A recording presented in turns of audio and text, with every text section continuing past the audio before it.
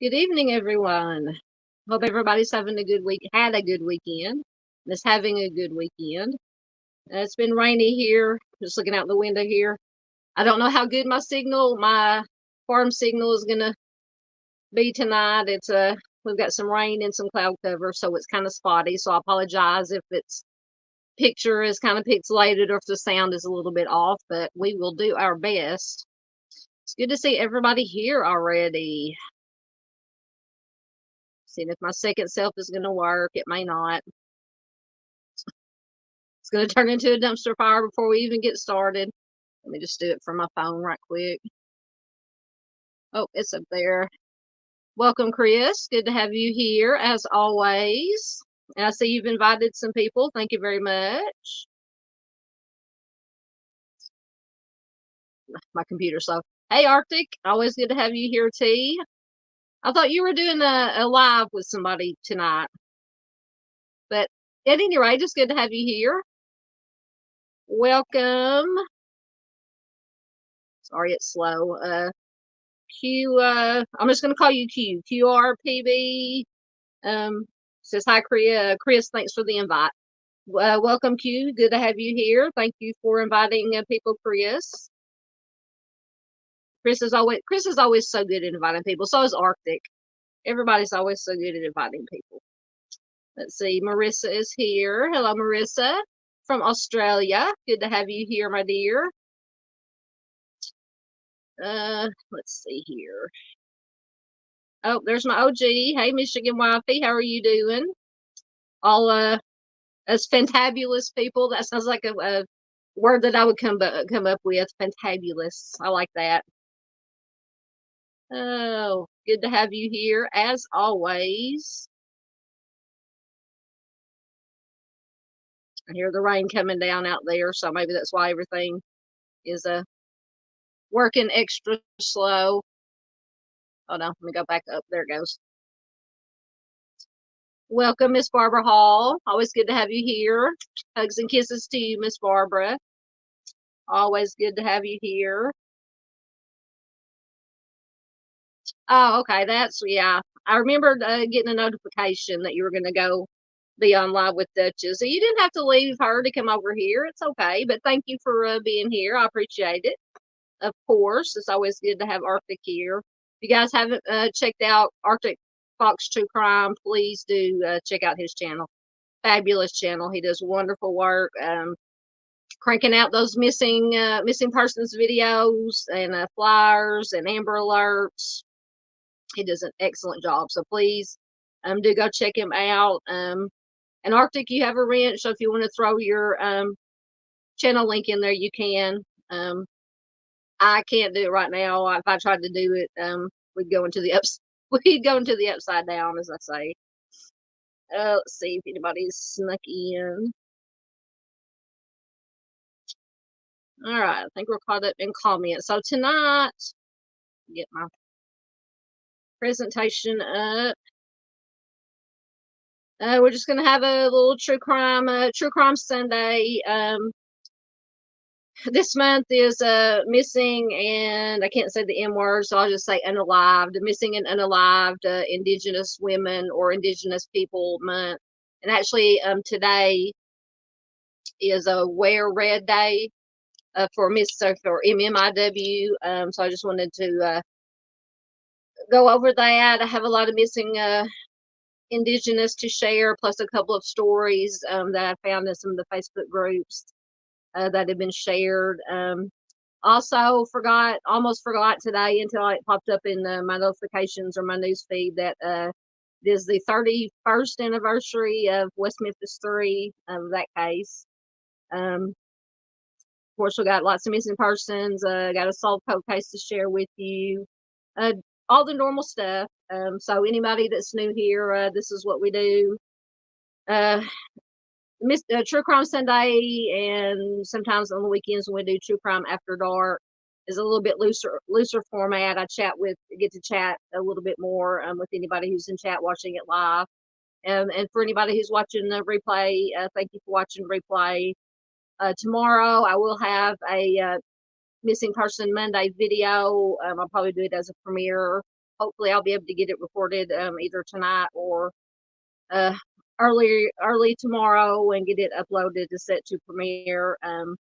I do that every Monday. I have a case of the week every week. I usually premiere it on either do a live stream or premiere it on Thursday or Friday, depending on my work schedule and what's going on around here. But yeah, I just share missing persons, cold cases, the ones that not that I don't think they're not important, because they are, but I kind of stay away from the big cases that get the national attention and getting a lot of coverage already. And I cover missing persons and cold cases that don't get a lot of national attention or even local attention that they deserve, because every missing person, every cold case deserves attention. So that's what I do here. All right. Yes. Arctic put in his link to his channel. Please, once again, please check out Arctic. See if I missed anybody. Oh, yeah. Almost missed Miss Peggy. Hi, Miss Peggy. Good to have you here. Always good to have Miss Peggy here. Welcome.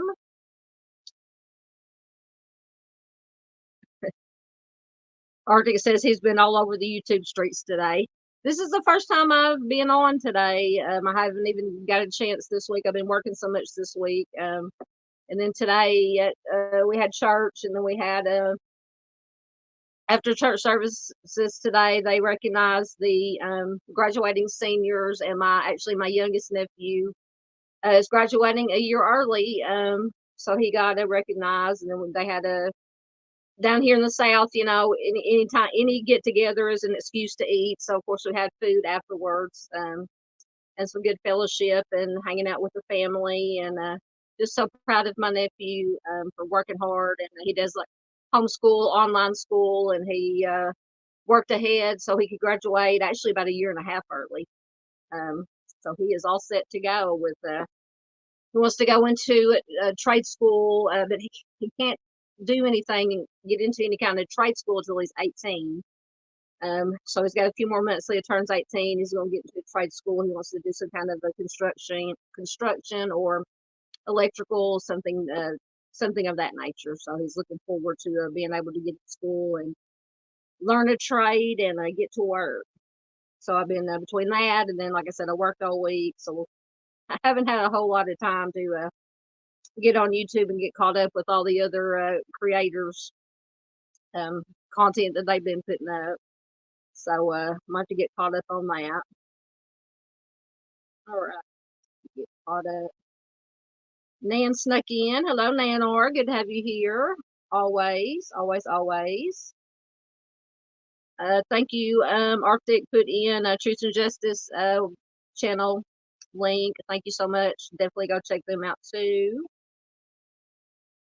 Oh, Dave is here. Out on the prowl snuck in. Hey, Dave, how are you doing? And I'm sorry, Dave, I missed your live the other night too, because I actually fell asleep early. Now that I'm working again, I don't have to get up early to work, because I can basically pick my own hours of when I want to work and how long I want to work. But when I do work, I bust my booty. So I usually come home and take my shower, and as soon as I lay down and my head hits the pillow, I'm out. So I will catch your Dave. I will catch your live that you did. I will watch. Be on replay crew. I'll be on replay crew on a lot of stuff that I've missed this week. Dave says he's got a few minutes. That's perfect, Dave.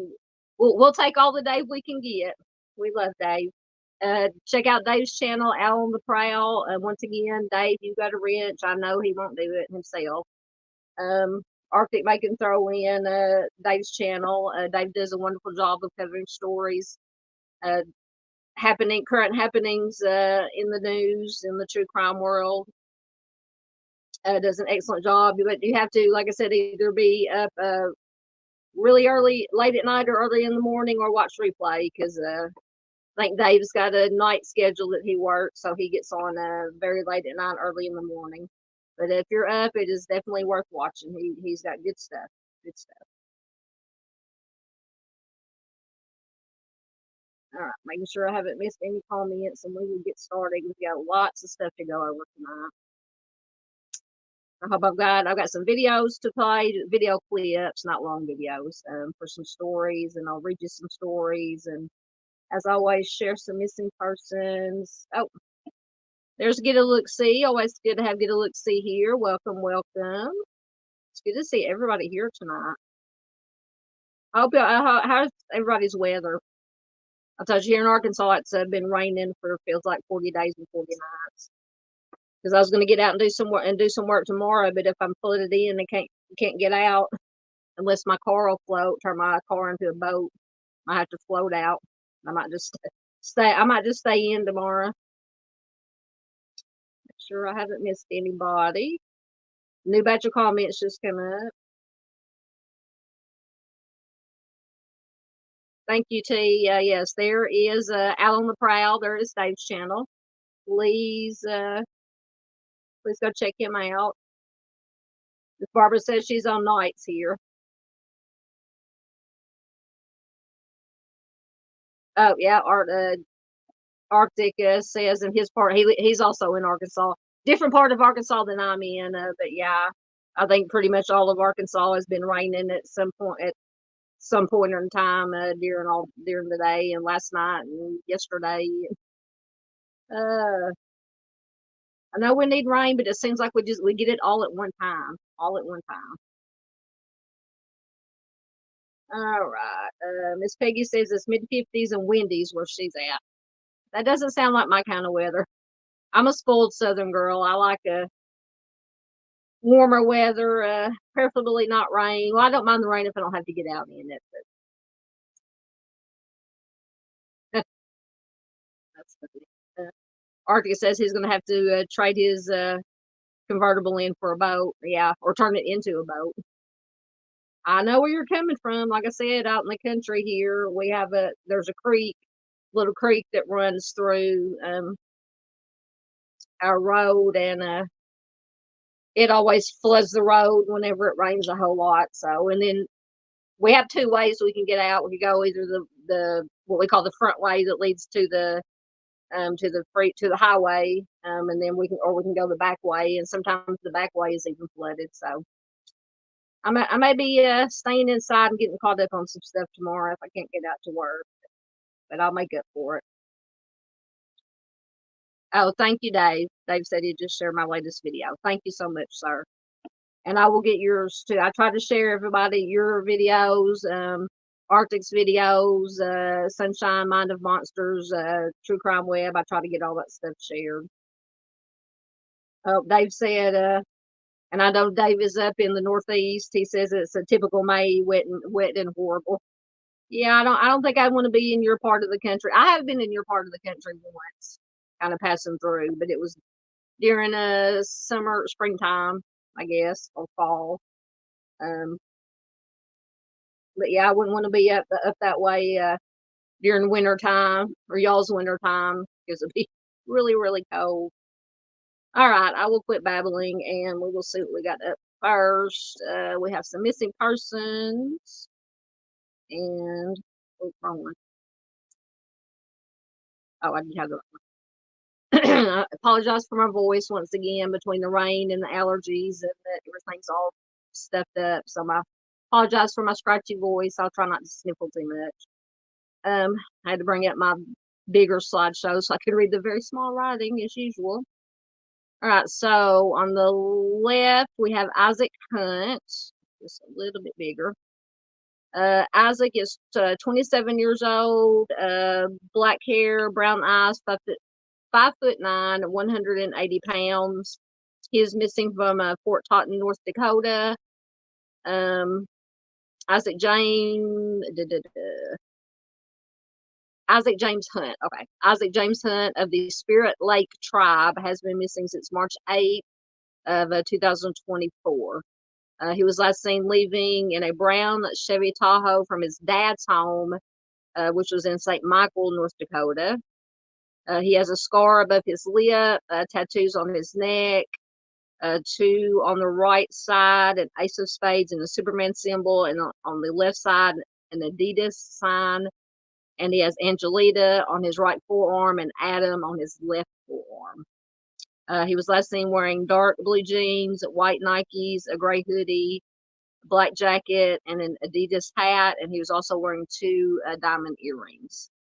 So if you have any information on Isaac, his possible whereabouts, if you happen to see the vehicle that he was seen in, please call 701-766-4231.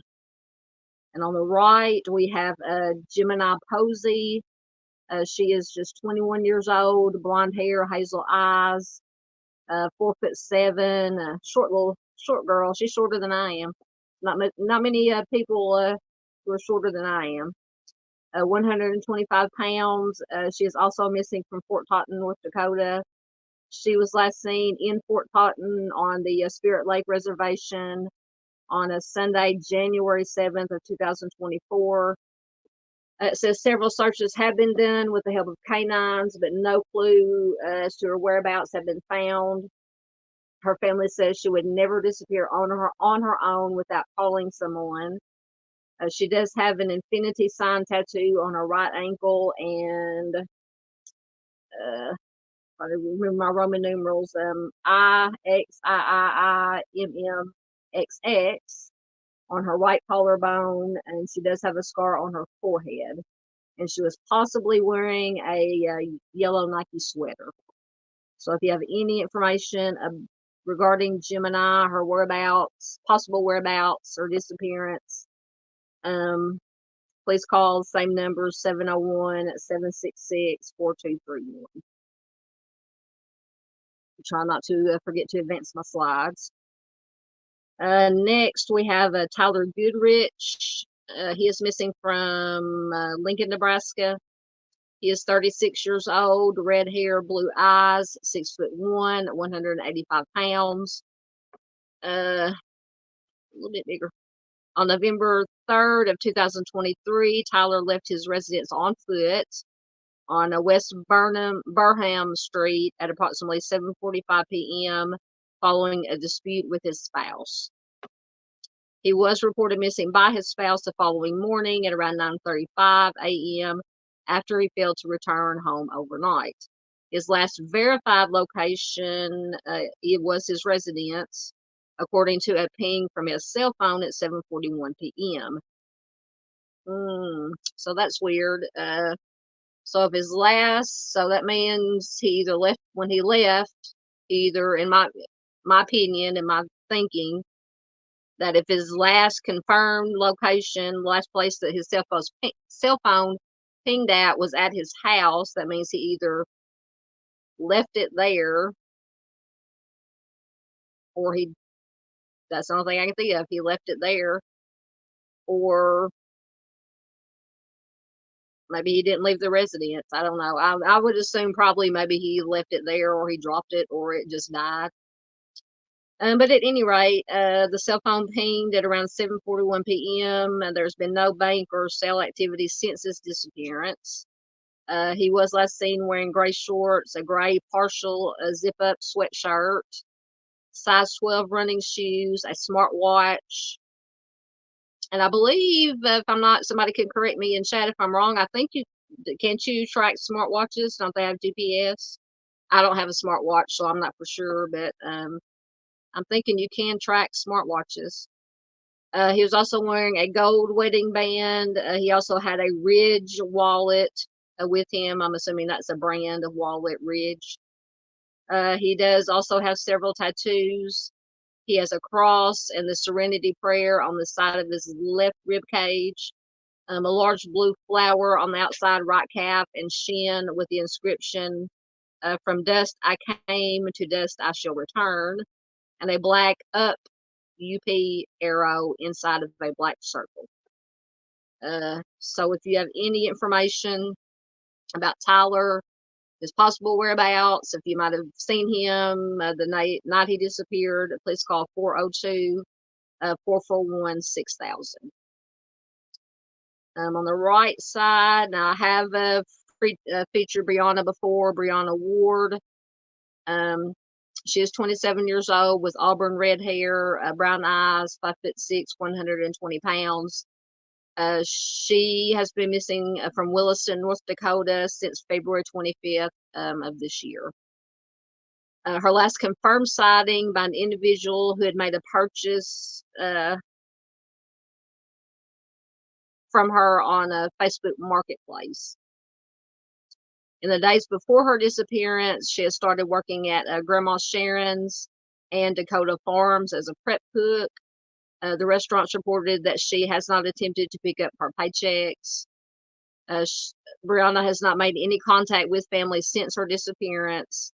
And the Williston PD has attempted to locate her phone by pinging it, but were unsuccessful. In the first weeks of Brianna's disappearance, there were posts made to her Facebook page. Her boyfriend, Joseph, later confirmed that he had control of the Facebook, of her account. And there is a history of DV between her and Joseph. And it is reported, but not confirmed, that there was a physical altercation between the two on the day that Brianna disappeared. Williston police have identified Joseph as a person of interest in the case. They have questioned him. He has not been cooperative in the investigation, and he was arrested on April 1st of this year, 2024, on unrelated charges, and unfortunately, foul play is suspected in Brianna's case. So this is a case that I have been following. One of her family members did reach out to me through Facebook Messenger a while ago, and I've been trying to cover and share Brianna as much as I could. I'm going to try to get a video done on her case. It might be my case of the week this week. She does have tattoos. She has an anchor with wording on the right hip, green vines on her right arm, a star on her left thigh, the sister infinity sign on her right ankle, and a blue tree frog on her lower left leg. So if you have any information on Brianna or Joseph, the boyfriend, anything you may have seen or heard, excuse me, supper's backing up on me. Please call 701-577-1212. And like I said, I will most likely get a video done very soon on Brianna's case. I'll get back in touch with her family member that got in touch with me or that reached out to me and get some more information or see if there's any updated information. All right. Next, we have Asia Nicole Martin. She went missing from Hattiesburg, Mississippi on May 27th of 2005. So that's what, almost 20 years ago, 19 years ago. If my math is correct, which I'm not too certain. She was 19 at the time she went missing. She would now be 38. She's a black female, 120 to 130 pounds, 5'1" to 5'2" tall, black hair, brown eyes. It does say she is unable to bend her pinky finger on her left hand. It says that Asia last spoke to her mother at around 8:40 p.m. on May 27th, 2005. Her roommate stated that Asia left their residence at Robinson Place Apartments on Robinson Place in Hattiesburg to take a walk, and she never came back. The roommate said Asia was behaving normally prior to her disappearance. She had purchased a bus ticket to visit her mother in Denver, Colorado, but she never got on the bus. And there have been no signs of Asia since then. So if you've seen Asia, have any information, once again, on her possible whereabouts, call the Hattiesburg Police Department at 601-554-3603. And on the right hand of the slide, we have Brian P. Fay. He is 21 years old. He's missing from North Fort Myers, Florida. He was last seen on April 17th of this year between 2 a.m. and 4 a.m. He had on this sweatshirt and hat that you see in the picture there, the left-hand picture, with jeans and gray New Balance shoes. He left all of his belongings behind. They said everything he owns he left behind, including his wallet and his motorized skateboard. So if you have any information regarding his disappearance or whereabouts, please contact the Lee County Sheriff's Office at 239-477-1000 or his grandma Kathy at 413-544-0881. And next, we have an Amber Alert from today. Now, I haven't checked in the last few hours to see if this, hopefully they found this little, it's an infant. An Amber Alert issued for missing infant after mother was found deceased. And another person also was found deceased. An Amber Alert was issued for 10-month-old Eleia Maria Torres, who's missing from Clovis, New Mexico. According to authorities, Elia's mother, Samantha Cisneros, 23, and Taryn Allen, 23, were both found deceased from apparent GSWs in a park. Elia's 5-year-old sister was also found nearby with a head injury. She was taken to the hospital. Police found an infant car seat, a stroller, and a baby bottle at the scene. And authorities believe that the person who took the lives of Elia's mother, Samantha, and Taryn Allen also abducted Eleia. Eleia is described as being 28 inches tall, 23 pounds. She has brown eyes and brown hair. Authorities believe the suspect is in a maroon-colored Honda. So if you know where Eleia is or who may be responsible for taking the lives of her mother and the other person and abducting Eleia, please call the Clovis Police Department at 575-769-1921 or call 911. All right. Next, we have another little baby, not as young, but they're still babies. And this is almost a little bit over 3 years now that Arden Peplon has been missing from Browning, Montana. She was 3 years old at the time she went missing, brown hair and brown eyes. Says she is still missing. This was updated today and says she is still missing. She went missing April 22nd, 2021. It's been over, this says 1 year, but this is an older post that was updated. It's been over 3 years now since Arden was reported missing from a remote area on the Black Indian Reservation in Montana. She was in the care of her uncle, Hawhawks Viel, and his girlfriend, Kimberly Higgins. During the investigation, law enforcement officials made the determination that Hawks and Kimberly had neglected responsibilities in the care of Arden. And according to news affiliates, Arden actually had been missing roughly 5 to 6 hours before law enforcement was contacted. So, well, I haven't got the comments. I don't know if Miss Marion here is here, but I know if Miss Barbara's here, she's going to be putting up those red flag emojis. This one's definitely red flaggy.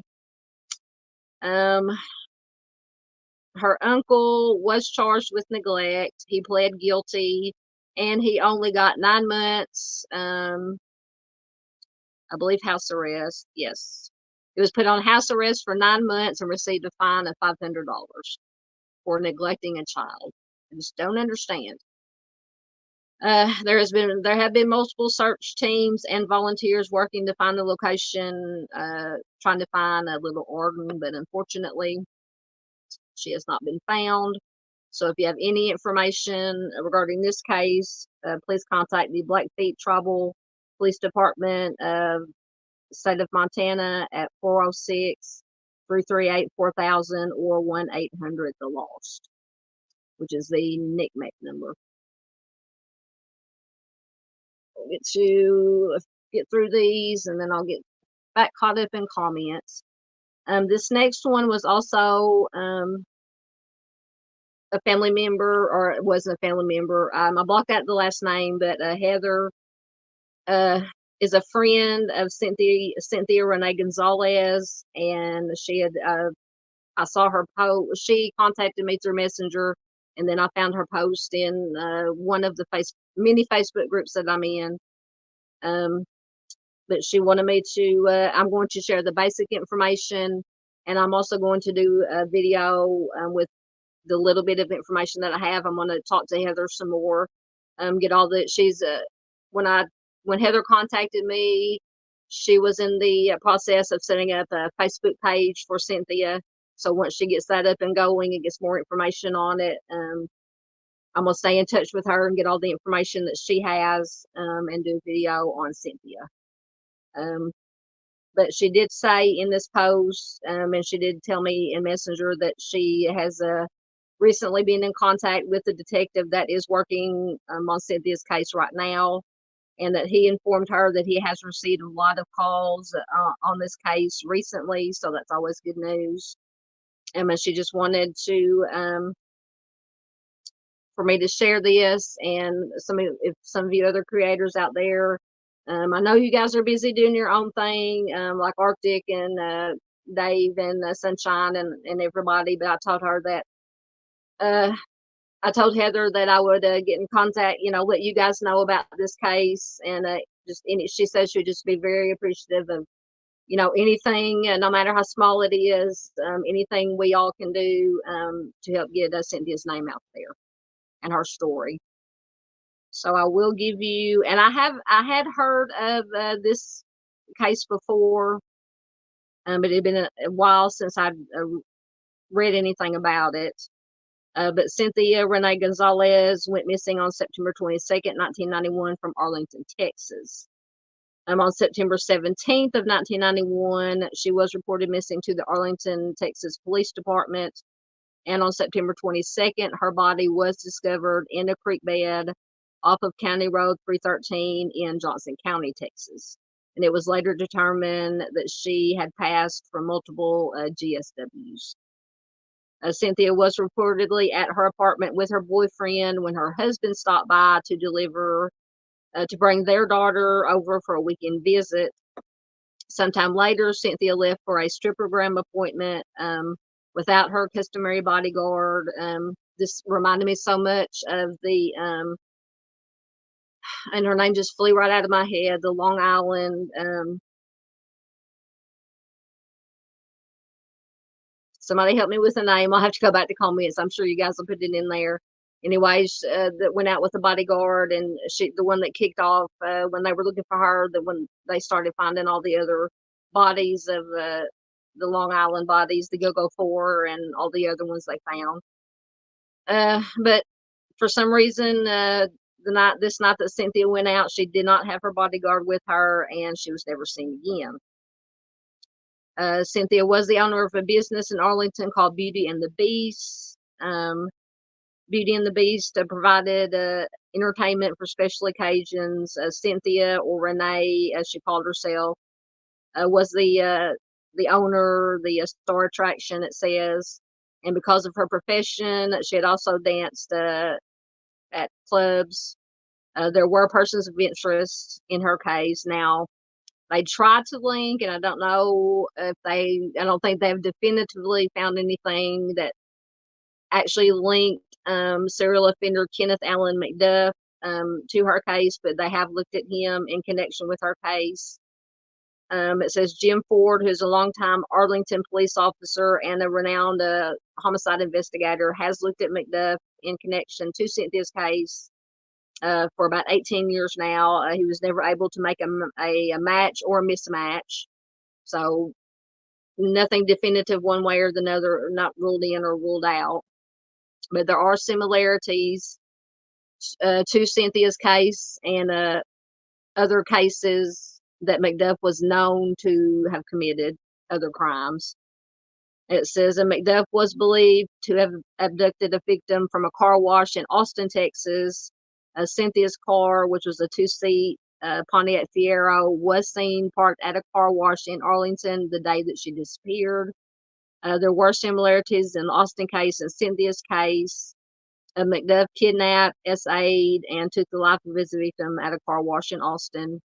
And then he dumped the bodies of several of his victims in rural areas. And he did take the lives of several of his victims by GSW. So there are some similarities, but like I said, at this point, they haven't, from the way it sounds, they haven't ruled in or ruled out.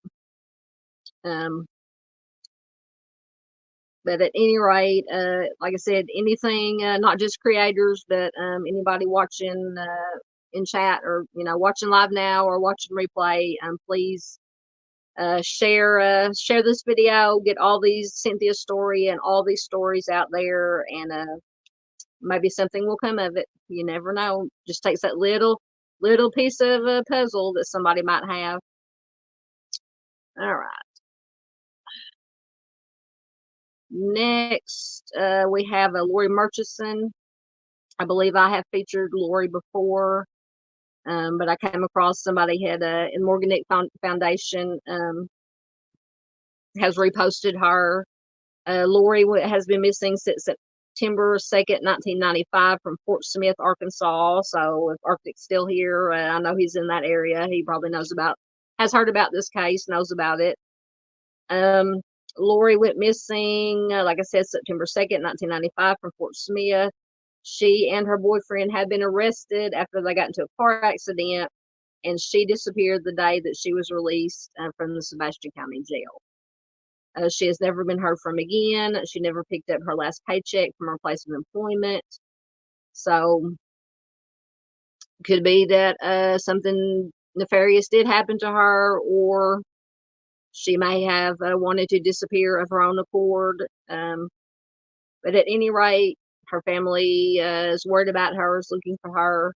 So if you have any information, please contact the Fort Smith Police Department at 479-709-5100. All right, before we move on, I think that's all the missing persons that I have for now. I will get caught up in comments because I'm probably way behind, and I have to get a drink because my voice feels like it's going out on me already, and we're only 37 minutes in. And I apologize. All right. Get down to where I was.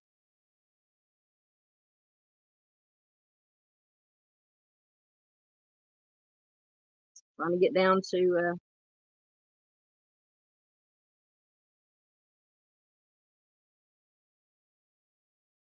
I'm way behind, way behind. Lots of people have snuck in on me here. Let's see. Okay. I'm back down to Dave's comment about his where'd it go? About his weather being horrible. I remember that one. Oh, goodness. Talking about weather again, Nan says that it's 51 there, light rain, and her daughter did a 40-mile bike ride through the 5 boroughs of New York City. Goodness gracious, bless her heart. Says I was so nervous that she had to ride over the Verrazano Bridge. Yeah, I don't like, me and bridges don't get along. I don't like bridges. Don't like them. I don't even like going over, back when we were going to Memphis a lot in my younger, wilder days, we'd have to go over what I call the Memphis Bridge, the main bridge over Memphis, to get in to Memphis, and I don't like that bridge. But bless your daughter's heart, a 40-mile bike ride. If I tried to, it's been so long since I've ridden a bike, I don't know if I could make it down to the corner and back. And it's not that far. But God bless her. God bless her. Yeah, Peggy says that she'd prefer it to be a little warmer. Going into wildlife season, could use some moisture. Yeah. There's Kimber. Hey, Kimber, how you doing? Another wonderful mod. Welcome, my dear. Snuck in on me while I was doing my reading. See who else. Doodlebug snuck in. Hey, Doodlebug. Good to have you here, my dear. Good to see all these people sneaking in on me. Let's see. There's another one of my wonderful mods. Hey, Michelle. Good to have you here, as always.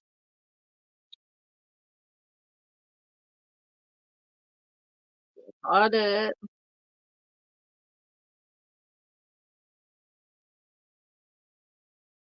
Nan says that gives me creepy vibes that something might have happened to him at his home. You talking about? Let me go back. I think I remember which one. Are you talking about? Was it Tyler? That his phone, or is it somebody else? I forgot which one. I read so many, I forgot which one now. Let me bring up my other one that his phone last pinged at his house. Is that the one you're talking about? Let me go back and look. Look at my bigger slides. Yes, Tyler. He was he. If that's the one you're talking about, yes, that was the one his phone last pinged at his house. But it could be that he just left it there, um, and some accidentally or on purpose, and something did happen to him. But yeah, a little vibey. I agree with you, a little vibey, but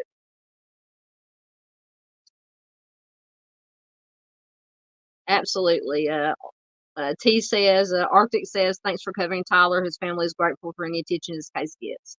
Absolutely. I think I'd heard, I'd seen this, and I grabbed all four of these out of the same Facebook group. Once again, I'm in so many Facebook groups, I can't remember.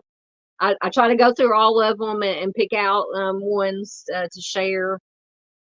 I can't remember which. I think this one may have been from I don't want to say the wrong one. Maybe the missing in Virginia, missing moms. One of them, but at any rate, I'd seen, I believe, a missing poster for him before, so I will also try to do a video on him for his family and get it put out. Anything I can do to help, absolutely. Yeah, absolutely. Arctic says his phone, talking about Tyler, may have been turned off when he left, and he just never powered it back on. Yeah, that's true. Because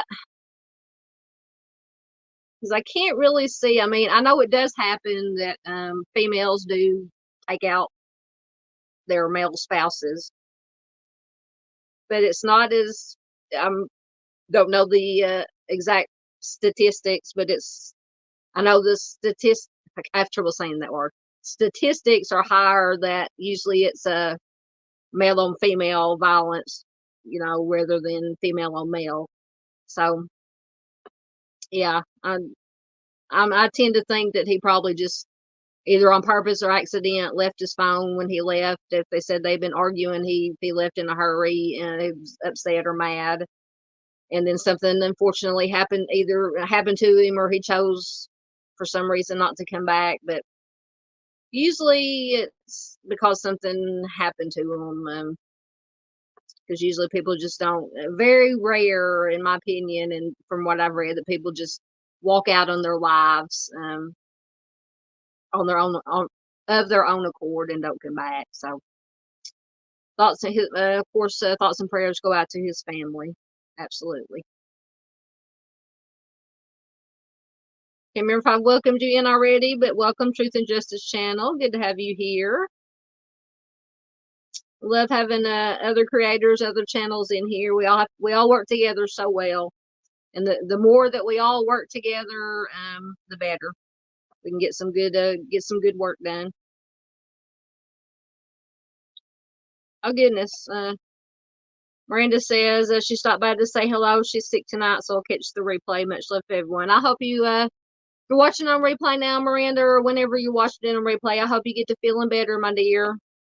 Hope you get to feeling better. Thank you for stopping in, though.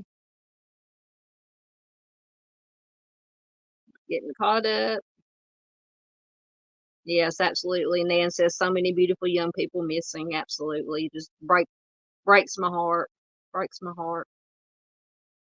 I would have to stay, and I think all of us creators would have to stay on here 24/7 to share, because I hate to pick and choose who I share. I try to get to everybody, but if I went, like I said, I go through all the Facebook groups that I'm in and pick ones out.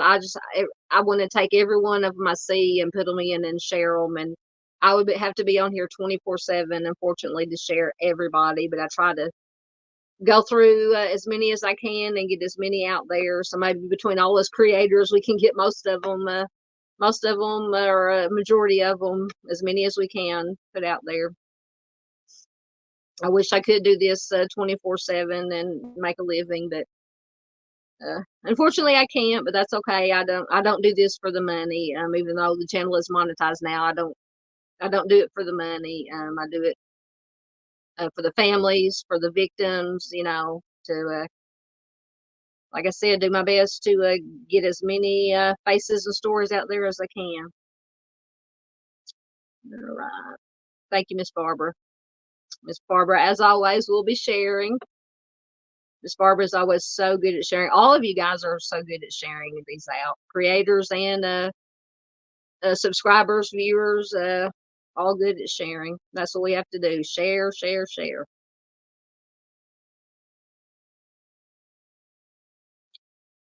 Absolutely. Argus said, if Brianna's family wants to come on and talk about the case, I'd be happy to have them on my channel with you on panel. Absolutely. I will.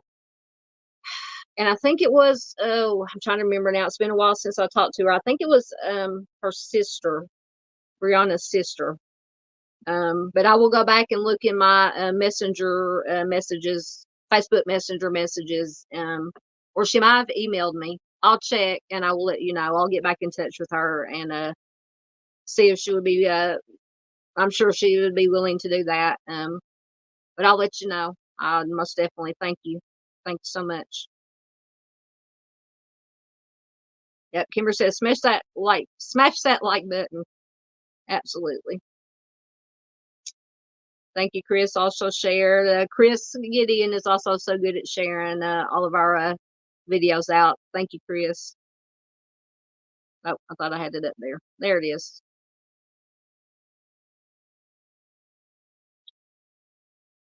The new name, or maybe I've seen the name, but just not in my chat. John Paul Hanson Music. Welcome, welcome. Good to have you here. I'm gonna assume you either or somebody invited you, or you just found us somehow. Regardless of how you found us, welcome. Always good to have new names and new faces here. Always welcome. Absolutely. Miss Barbara, I think we say this every time. What's wrong with people? Yeah, people are, for the most part, I like to think, I like to be an optimist. For the most part, I think most people are good, but there are those few out there that something definitely wrong with them. They have nefarious intentions, and we just got to watch out, do the best we can to watch out for them, for ourselves, and for our loved ones, or even people we don't know. You know, if you see something happening to somebody that you think is not right happening between two people that may seem suspicious, call 911. It may turn out to be nothing, but then again, it may be something. And I would rather be safe than sorry. And police don't mind at all. And they always say, I watch enough. I watch it on Patrol Live every weekend, and they say, even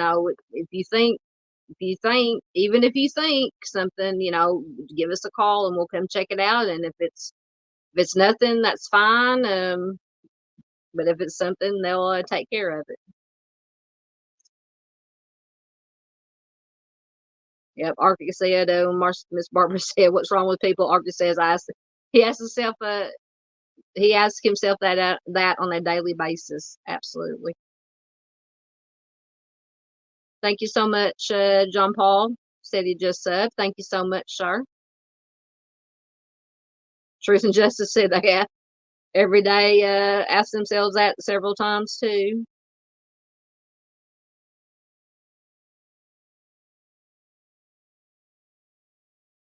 Absolutely. See something, say something. Now you sound like sunshine. Absolutely. She's always saying that too. Yep. And Truth and Justice says, don't understand, never will. I'm right there with you. It boggles my mind to no end. Absolutely, Miss Barbara. We're always there for all the families. Families appreciate anything you all can do for us to get the stories out. Absolutely, Miss Barbara. Anybody that's new here, Miss Barbara is Timmy D's mother, and I haven't seen Miss Mary in here. She might be with the grandbabies again tonight. Miss Marion is Timmy D's aunt. Please check out my Fredericktown. Yeah, I did say it right. Fredericktown. I used to say Fredericktown, Missouri cases playlist. My deep dive live stream I did for Timmy D's case, and my deep dive live stream I did for Durante Martin's case. Those Fredericktown cases. Please do check them out for a Durante story and a Timmy story. Timmy and Durante and their families need justice. So help share, help get their stories out there. So hopefully one day we can get justice. Oh, there we go. Thank you, Arctic. Put in John Paul Hanson music channel. I'll have to check that out. Love me some music. One of my top 3 interests, true crime, music, and movies. And then we go into all the weird stuff, paranormal stuff, aliens, Bigfoot. Okay, I will do that. Arctic wanted me to send him Cynthia's flyer. Absolutely, I will send it to you as soon as I get off here. I will. I've got it saved on my phone. I'll probably send it to you through Facebook Messenger. Most definitely. Thank you.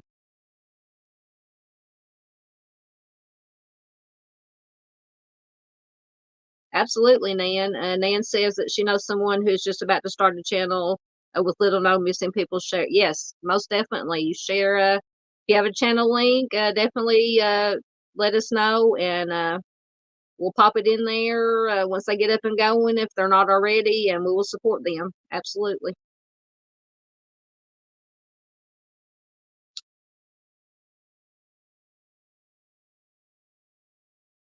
And I don't know which one Arthur is referring to, but whoever it was, Arthur said he shared her flyer and information on his community wall a few days ago.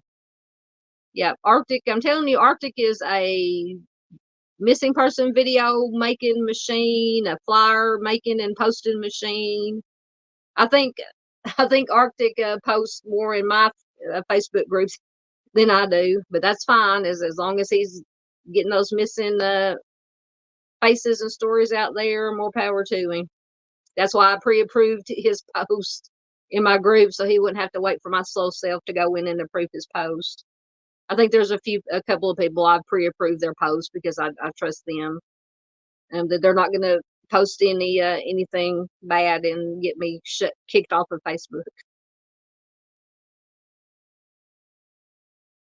Making sure I didn't miss anybody and get caught up in comments, and we will get back into it.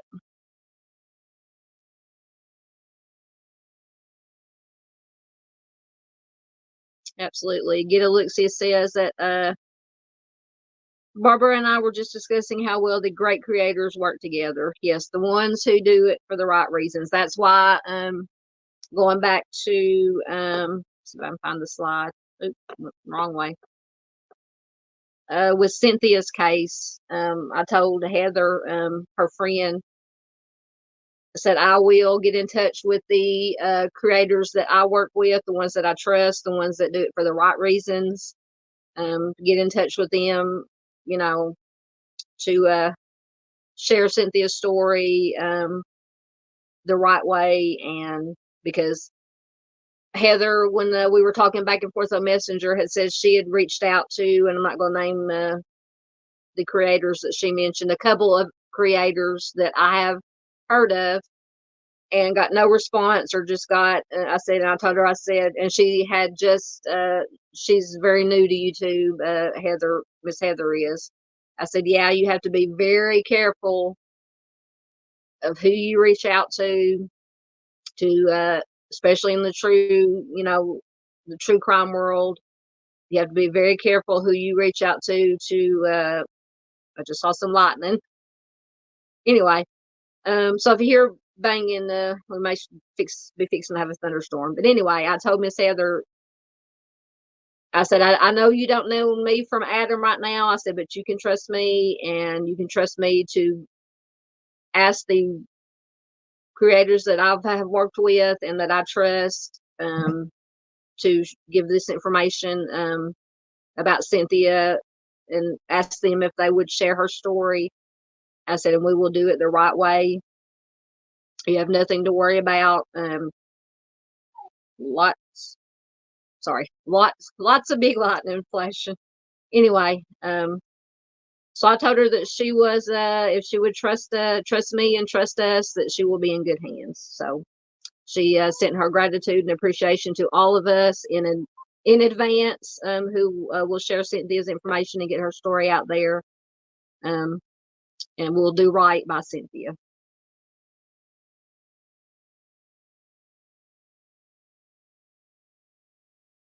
Well, thank you, Miss Barbara. It's not just me. It's everybody. It's everybody. But thank you.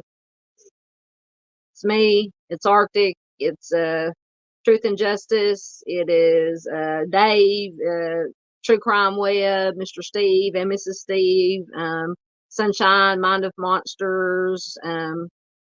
I know I'm forgetting. There's the thunder. My cat is freaking out now. My cat just came flying in here now. He's running amok. Bitch. Gotta teach him how to shut the door behind himself. Yep, it's all the good ones that are in it for the right reasons. But yes.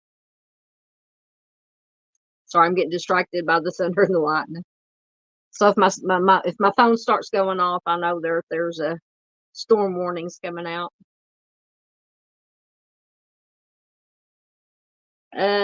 Michelle said, I think I mentioned before that I was going to cover Echo Lloyd's case. Yes. I'm trying to think if I've done a video on Echo, but if I haven't done it yet, it is definitely on my list, Michelle. But yes, I thought I had done a video, but I might not have done it yet. But yes, I have my little notebook. I've got all my names and information written down about, the list keeps on growing, but that's all right. And I do take requests. So anybody out there watching or watching replay, see if I can find my email banner. There it is. If there's a case that you would like me to cover, contact me at southerngulftruecrime@hotmail.com. Give me the victim's name, the state it happened in, any information you may have. And I will definitely look into it and share it some way, somehow, to get the information out there. No problem. That is what I'm here for. But yes, Michelle, I will look at Echo again. I know I have her information written down and probably stored bookmarked on my phone also. Oh, my new batch of comments popped up. I lost my place.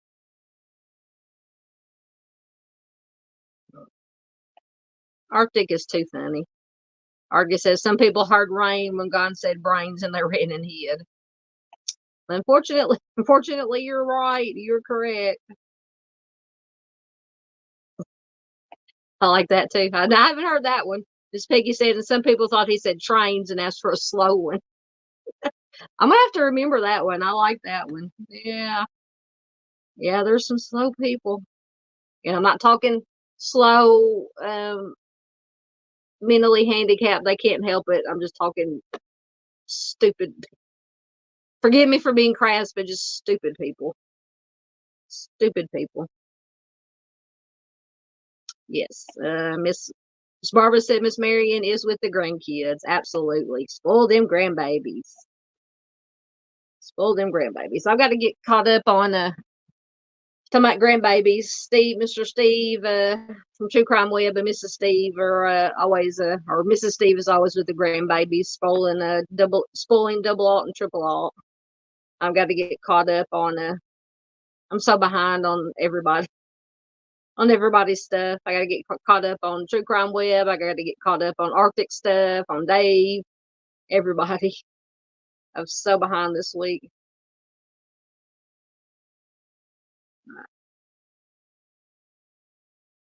Oh, may already be going. I'm behind, but Truth and Justice said they had to head out. Thank you for dropping in, Truth and Justice. Always good to have you here. Absolutely. Please do check out Truth and Justice channel. I got to get over there and get caught up on that channel too. Thank you for dropping in.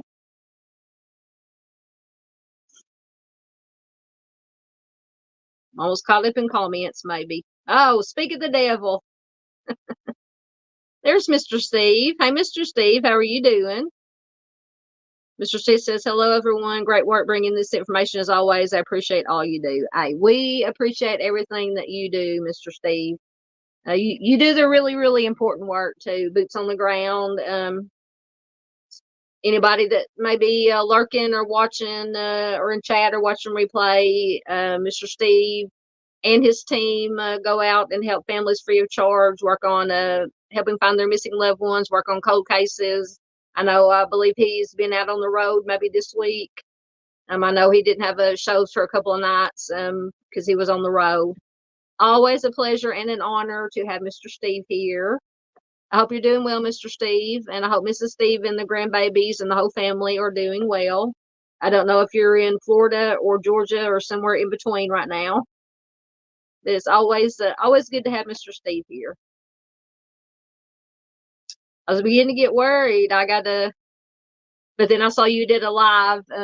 Was it today's Sunday? So you had your members only. I didn't get to catch it. Like I said, we've been busy with church and graduation stuff and hanging out. So I have to be on replay crew for the members only. Always good to have Mr. Steve here. We love Mr. Steve. Mr. Steve, it says he is just cruising around. Well, depending on where you are you in a boat? Depending on where you are in the country right now, if you're getting rain, if you're here in Arkansas, if you were to be anywhere close to Arkansas, you probably need a boat, need a motorboat. So Mr. Steve is just cruising. That sounds like Dave. Dave usually says he's out driving, listening and driving. Dave may be going too. He may have had to go to work if he's working tonight. Oh, Miss Barbara's telling somebody to be nice. Oh, Mr. Steve says, speak of the devil. Were your ears burning, Mr. Steve? Did you hear us talking about you? It's always good. It's always good. Absolutely, yeah. Miss Barb says, believe me, Mr. Steve, we don't think you are the devil. No, Mr. Steve is a good guy. One of the best guys I know. Just through YouTube. Hopefully, one of these days, I might get to meet him in person. I would love to meet a lot of you guys and gals. When I say guys, I mean guys and gals. Uh, Mr. Steve, Mrs. Steve, Miss Barbara, Miss Marion, Arctic, anybody and everybody, creators and the community. It would just be so nice. Oh, Mr. Steve said he's going to be in Georgia for the next 48 hours. Absolutely. Absolutely. Is it raining there right now? I don't know if the system that's here has made it over to Georgia yet. Absolutely. Thank you, Michelle. Yes. Hashtag justice for Timmy D's. Kimber put it also into plus justice for Durante Martin. Absolutely. All right. I think I'm caught up. Oops.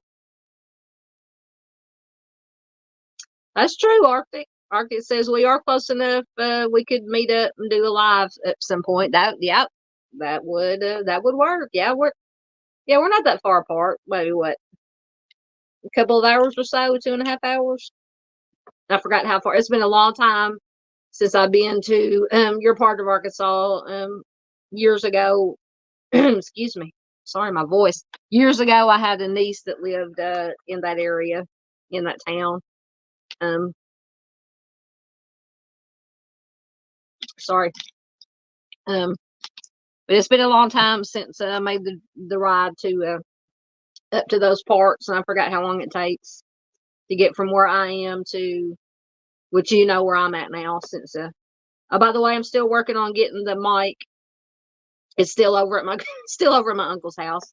Every day this week that I've come home from work, I've forgotten to stop over there and pick it up to get it set up and figure out how to use it. But thank you once again for sending it to me. I will get it picked up and get it hopefully working eventually. All right, let's see where we were at. Oh yeah. I just wanted to we're not going to go to it in depth again unless you guys want to, we can. But today, the 5th, is the 31st anniversary of the West Memphis 3. And we did do, how many ever weeks ago? It's been a couple weeks ago, a couple of live streams about the evidence that the Arkansas Supreme Court ruled that the evidence could be tested. Now it's just getting the state of Arkansas to test it once again. Let me bring up my bigger slide so I can read what it says, get to the right slide. But I believe this came from the Arkansas Justice Project. And the Arkansas Justice Project said today marks the 31st anniversary of the unsolved homicides of Stevie Branch, Christopher Byers, and Michael Moore in West Memphis, Arkansas. Arkansas can still do the right thing all these years later and pursue justice for those boys by sending the available physical evidence for testing.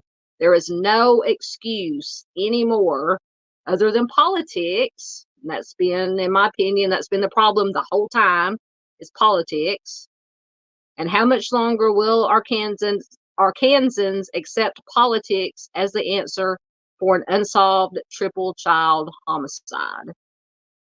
Sonia Haygood, the current prosecutor for the 2nd Judicial District, has the power to stop the continued waste of state resources that are being used to fight these appeals. In other words, they are wasting taxpayers' money fighting for the evidence not to be tested.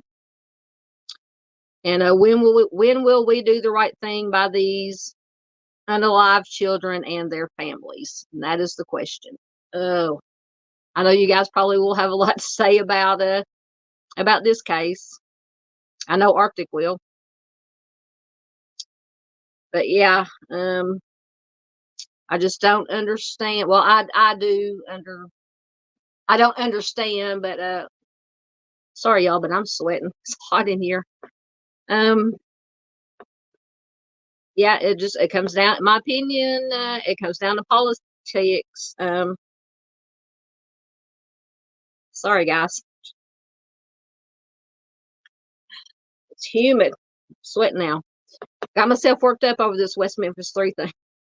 Yeah, it comes down to Arkansas politics and the people, the higher ups that don't want to admit that they were most likely wrong and screwed up this case from the beginning, in my opinion. And they're going to do everything in their power uh, to suppress this evidence. Just drives me bats. Drives me nuts. If one case is going to send me to my grave, driving me crazy, it's going to be this case. I'm telling you. Um, Absolutely. Going back to Timmy, Michelle says, of course, everyone needs to hear Timmy's story. Justice is coming. Absolutely. Oh, are you talking about a live with me and Arctic? Miss Barbara said that would be awesome to watch the live with you too. Yep, it would be something. Don't know what it would be, but it would be something. No, it would be, as Miss Barbara said, it would be awesome.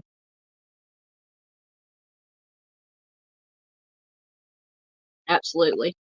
Michelle says, also for Durante Martin and all the people in this country that have been victims of crime. Absolutely. And I've got some here. I want to get to them. We're going to go through some. Found some stories since it is missing and unalived. Since I can't say the M word, missing and unalived Indigenous women or persons a month, and red, what they call Red Dress Day, or wear red today. There's the thunder again. I do have some stories of missing and unalived Indigenous people to share with you, and then I've got some heartbreaking stories of children, or one or two. But their stories need to be told, no matter how heartbreaking or hard it is to hear. But yeah, it just breaks my heart. All right, Mr. Steve is giving us an update. Mr. Steve said our next trip on the road does not have a confirmed start date, but when it happens, it will be 2 to 3 weeks on the road. I will have coffee with Southern Gal and Arctic Fox if they will have me. Absolutely. Absolutely. We'll look forward to it. Absolutely. That will be wonderful. You be careful out there on the road when you go.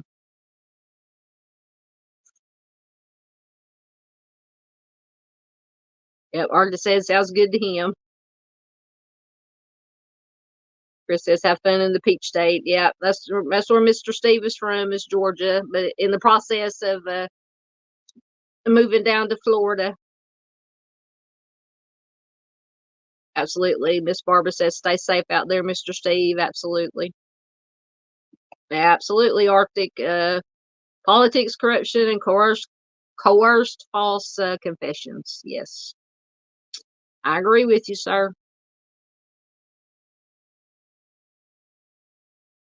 Yep. As Barbara says, yes, I have a lot to say about this case. That's exactly what I'm talking about. All they have to do is an investigation, a proper one. It's all the families want. Absolutely. It's all the families have ever wanted. And I think it's all that, uh, Damien and Jesse and Jason have wanted, is just a fair shake. Whether, one way, and I know this is one case that people are divided on. You're either usually in no middle ground. You're either on one side or the other, whether you think they're guilty or not. All I want, whether the evidence will come back to say that, or have show that maybe they did have something to do with it, or did do it, or they didn't, and somebody else has it. They found somebody else's DNA. That's all I want to know, one way or the other. If it's not them that did it, and if DNA shows that somebody else did it, not mentioning any names, but we all know who, maybe a family member of one of the boys, or not, or somebody completely different. we just want to know. All we want to know is the truth. And I think, and Mr. Steve, he knows more about DNA. He was the DNA guy. He was the CSI guy, among other things. DNA can, if they have viable DNA, they can use. If it doesn't prove anything, at least it could give them an avenue to go down, a lead to follow. Just anything to get it moving, It's the state of Arkansas or some officials in Crittenden County officials, they don't want it tested because they don't want to most likely be shown to be wrong about things or made to look stupid.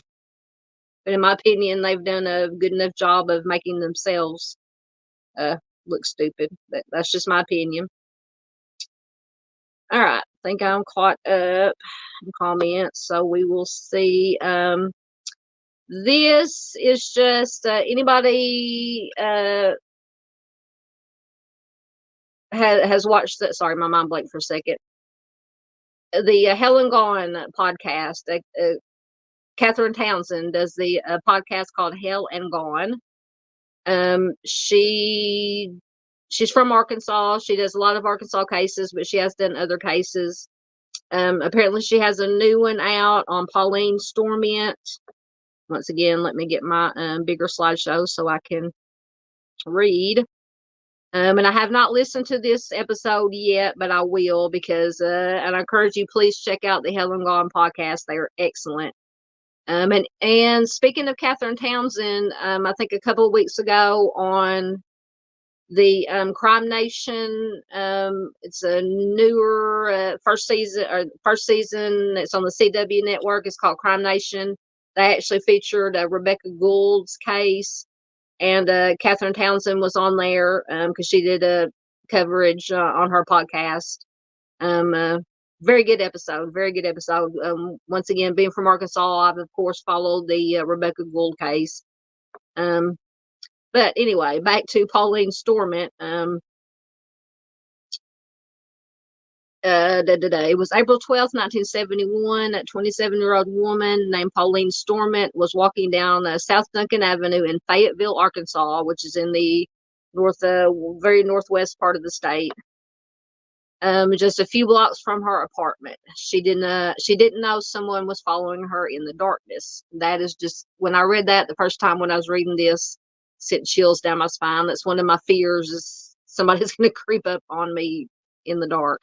But anyway, and then while she was walking and just a few blocks from her apartment, her attacker came out of the darkness and attacked her, stabbing her 8 times in a frenzied attack that lasted several minutes.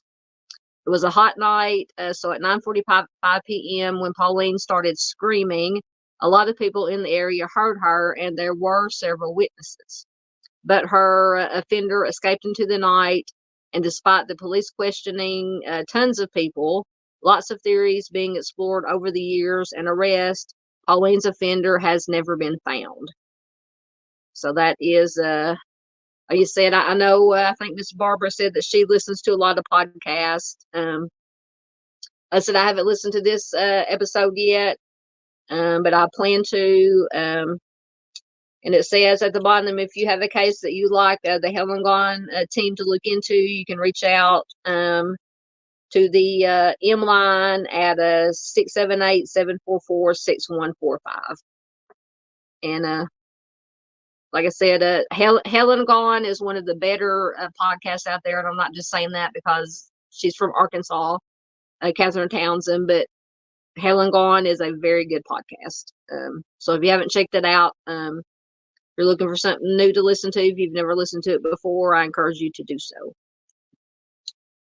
All right, let's see what we got next. Oh, so now, as I said before, May 5th is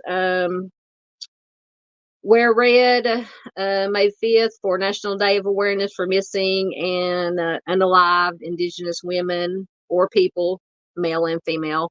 Mostly female. I do have a slide. I think it's the next slide that has some statistics. So hashtag MMIW, which is missing, and I'll say it one time, missing and murdered Indigenous women. National Day of Awareness for MMIW is May 5th. Some facts. In 2021, the FBI estimated that nearly 10,000 American Indian and Alaska Native people went missing.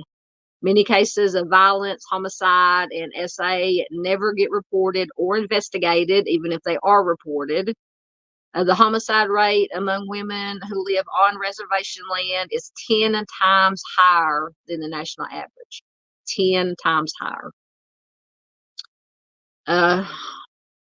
Homicide, violence, and SA occur at higher rates within American Indian and Alaska Native communities due to multiple complex traumas. Today, take a moment to recognize this crisis in Native communities and many of the inequalities that exist to exacerbate it.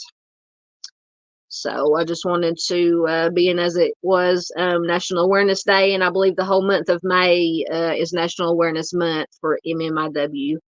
I mean, you would not, that just is the tip of the iceberg. I looked at so many statistics. It's just horrible. It is horrible, horrible. How it is underreported, not reported. And a lot of times, like I said, when it is reported, it is not investigated. And it's just horrible. That's all I can say. It's horrible. And I'm gonna get caught up in comments one more time, and then I have I believe a video.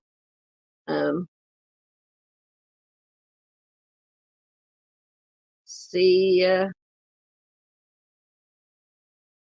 once again, get caught up in okay. I remember that comment by Miss Barbara, so I'm back to where I was. I see somebody asked Arctic asked Mr. Steve a question. Arctic wants to know, in all your time in law enforcement, have you ever seen a body I know what you're getting at, a body in a dry creek bed decomposed to bones without even hair or fingernails in 5 months' time?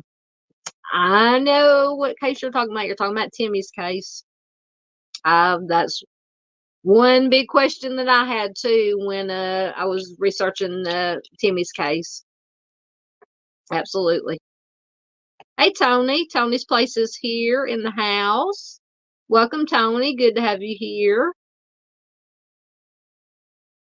Good to have you here.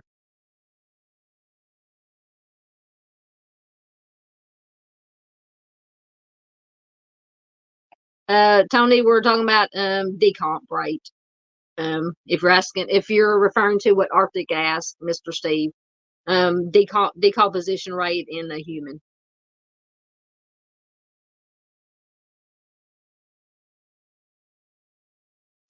Another new name and face. Wisdom speaks says thank you for the exposure. Thank you and welcome, Wisdom Speaks. Good to have you here. If you don't mind, you can let us know how you found us, if somebody invited you, referred you, or if we just popped up in your feed. As I always say, regardless of how you found us, we're glad to have you here. Absolutely. No, yeah, yeah. Because I'm pretty sure I know what Arctic is referring to Timmy's case because we've talked about it. So I know what Arctic is getting at is decomp rate. I've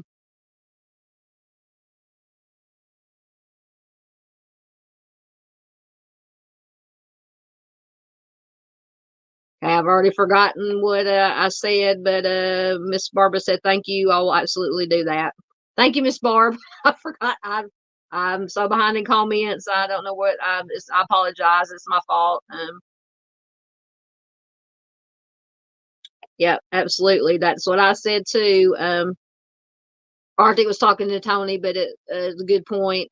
So this was decomposition supposedly, but I've seen bodies exhumed after 100 years, and they have hair in many cases, and we're talking about 5 months. Yes, absolutely. That was one big red flag in Timmy's case that I had when I was researching it. I'm like, because I'm just like Arctic said, I've seen cases years and years and years, 20 years or more, where they found the remains and they were skeletal, but there was still hair. Um, there was still hair. And so you can't tell me unless just something extraordinary happened. And I'm not an expert on CSI and stuff, but we all like Mr. Steve is, but just from common sense and from what I've read and heard and studied up on, it's possible, you can still have hair, especially after 5 months. If you can still have hair on skeletal remains after years, you can't tell me that you can't have hair on skeletal remains after just 5 months. But anyway, making sure I didn't miss anybody else that snuck in on me.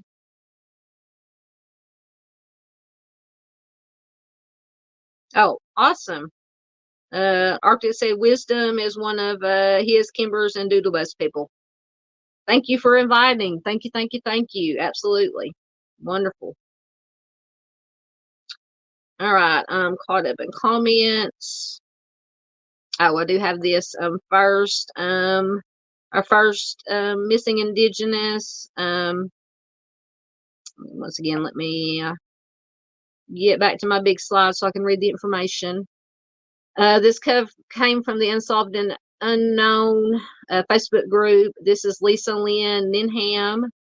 She has been missing from the I'm gonna try this Menominee Indian Reservation in Wisconsin since November 1st of 1980. She was just 17 years old when she went missing. The circumstances of Lisa's disappearance are unknown. She was last seen on the Menominee Reservation. She is Menominee and Oneida with black hair and brown eyes. She was 5'8", 150 pounds when last seen. She was born on March 25th, 1963 in Wisconsin. And that's about all the information we have, unfortunately, on Lisa. So if you have any information about the disappearance or current whereabouts of Lisa Lynn Ninham, please call the Menominee Tribal PD at 715-799-3321. Let's bring Lisa home. Absolutely. Absolutely. Let's see what we got next. Right, this one is an article, and I should have already brought it up. Hopefully my oh no, not from there. Hold on. Almost send us into a dumpster fire. I know I bookmarked. Just gotta find the right article. There it is. Oh, I lost it. There it is. Hopefully it will come up. Excuse me. Get a drink before I start reading. I apologize for my voice tonight.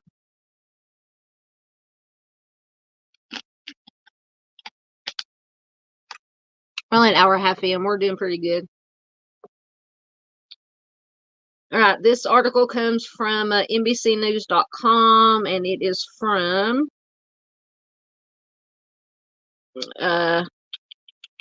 where's it from? It is from May of 2022. So a little bit less than 2 years ago.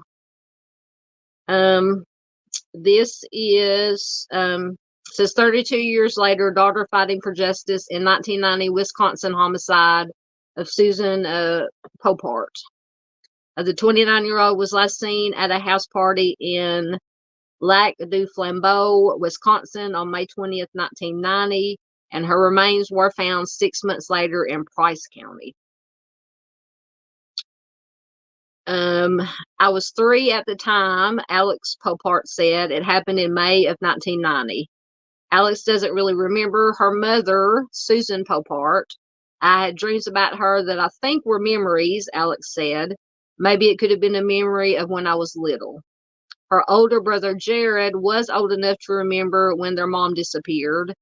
He was 9 when it happened, Alex recalled. She told Dateline that Jared told her a lot about their mom. A lot of other people told me about her too. I actually got adopted by a couple of her friends, Alex said, and Jared stayed with their grandmother. Alex told Dateline that everyone always told her the same thing, that Susan was very outgoing and that she liked to have fun and she liked to go out. The 29-year-old mother of 2 was from Wisconsin. She grew up here her whole life, said Alex, who still lives there. Susan was part of the Lac du Flambeau band of Lake Superior Chippewa Indians tribe. And in May of 1990, she disappeared. Susan was last seen at a house party in Lac du Flambeau on May 20th, 1990. She was living with her sister at the time, and she was reported missing days later when she hadn't returned home. Alex said that she didn't learn the extent of what happened to her mother until she was older. My brother told me, my brother, like, he had it really worse growing up. Alex told Dateline. He kind of set me down on the porch and he just told me, and I was just like, it took me a long time to understand. As she got older, Alex heard more about her mother's case. We mostly heard rumors. It was always rumors that she was abducted from that party.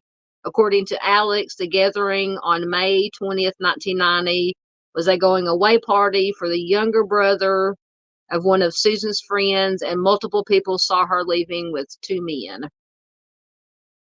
Get your red flags ready, Miss Barbara.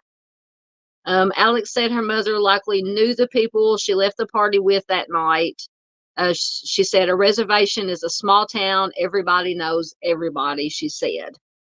And that's true. Doesn't have to be a reservation. I live in a town of less than 2,000. Everybody knows. As Arctic says, and I say, everybody, towns that small, everybody knows everybody's business. Alex went on to say, I was 18, excuse me, I was 18 when I first met the detectives. I just wanted to know what they were doing case-wise. Alex has tried to stay in touch with the detectives ever since. Dateline spoke with Sheriff Joe Fath of the Vilas County Sheriff's Office. Sorry, I'm losing my voice. He has been working on Susan's case with a team of detectives since 1990. She really wasn't reported right away to us. I think it came in at least 2 days after she did not return home, Sheriff Fath told Dateline. Initially, our patrol deputies that were working responded and obtained information, and they coordinated a search of the area, a foot search, with the fire department personnel, and some community members helped us back then. This search occurred at least 2 days after the party. And then that's when myself and some of our detectives got involved, Sheriff Fath said. Susan disappeared in Lac du Flambeau, which is a reservation. Sheriff Fath explained that the Vilas County Sheriff's Office was the primary law enforcement agency that handled anything on the reservation. Lac du Flambeau is a public law 280 reservation, which means that the sheriff has a jurisdiction on crimes within the boundaries of the reservation. So we patrolled the reservation back in 1990 on a regular basis. Sheriff Fath confirmed the story about Susan leaving with the 2 men. Witnesses say that they left the party between 4 and 4:30 a.m. Sheriff Fath confirmed that the pair told officers that they had all gotten into an argument and dropped Susan off. It's a small community, and in the early days, rumors ran rampant, Sheriff Fath said. We obviously chased down those rumors as leads and tried to dispel them or move forward with them, so it has been a long process. The sheriff said that the 2 men whom he identified to Dateline as Robert Elm and Joseph Cobb are still probably our main people of interest. because they have not been able to prove that they were not involved in her disappearance. He said that Elm and Cobb have been interviewed by the sheriff's office numerous times. Dateline attempted to contact both Elm and Cobb for comment, but were not successful. Sheriff Fath said that a third name came up in the investigation as well. A third person has come up over the years, and he knows that we continue to talk to him as well. But we've talked to hundreds of people in Lac du Flambeau since she went missing, Sheriff Fath said. It's not only the 2 or 3 people that we've interviewed or focused our efforts on. After 6 months of searching for Susan Poupart, her remains were found. According to Alex, Susan's remains were located by hunters right around Thanksgiving of 1990. Officers responded to the scene in Price County, which, according to Sheriff Fath, is about 12 miles away from where the party was held the night that Susan disappeared. It was ruled a homicidal death, Sheriff Fath told Dateline, but he noted there wasn't enough of the remains for the pathologist to make a specific cause, I'm assuming cause of death, COD.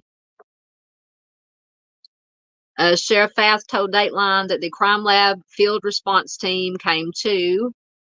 We did find clothing. We found her lower jawbone, which we were able to identify it through a forensic dental examination, Sheriff Fath detailed. And I think there was trace evidence that the crime lab recovered. The sheriff told Dateline that since so much time had passed from May to November of 1990, there was not a lot that they could preserve. It was outdoors. It was in a pretty thick cedar swamp where her remains were found. The crime lab did its best to process things and identify things of evidentiary value, but it is not like an indoor scene where things were protected and more of a pristine environment. After many years passed with little movement in the case, officials tried something a bit unconventional, a John Doe proceeding. They had something called a John Doe trial. I've never heard of this before. Alex told Dateline. She believes it was in 2007. It wasn't a trial, but it was like hearings they held, and they got those guys on the stand, she said. According to the Wisconsin State Legislature, a John Doe proceeding is where, quote, a district attorney requests a judge to convene a proceeding to determine whether a crime has been committed in the court's jurisdiction. The legislation continues to state that, quote, the judge shall convene a proceeding and shall subpoena and examine any witnesses the district attorney identifies.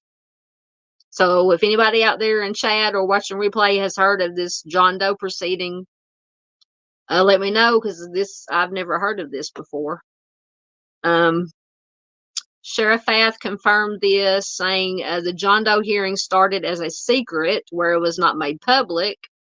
We had people testify at the hearings in a closed environment, and then the district attorney opened the John Doe. The sheriff added that they had 4 or 5 witnesses testify during the open session, but the DA at the time did not close it or refer it to the judge to make a probable cause ruling on the evidence. Where have we heard that story before? Sheriff Fath says, so it is still an open file or an open case. Sheriff Fath told Dateline that Susan's case is one that he and the Vilas County Sheriff's Office continue to investigate. Susan's case is one of at least my primary cold case investigations on the reservation, he said. We've been working with our surrounding agencies as well as the State Department of Justice, the Division of Criminal Investigations. In fact, there have been several DCI agents assigned to help us and coordinate our efforts, the sheriff noted. We have been very active with them, and they help us with dealing this, not very good writing in this article. We've been very active with them, and they help us with dealing with the crime lab and the FBI lab for evidentiary purposes. At the end of the day, Sheriff Fath told Dateline it is a team effort. He said that in addition to following up on any leads that may come in, his office has resubmitted evidence a couple of times for DNA and trace evidence, but it has not been successful. The sheriff is hopeful that as technology improves, the chances of solving the case will too. Who knows if there will be something that changes where the evidence that we have in our evidence room may be able to be resubmitted and tell us something down the road.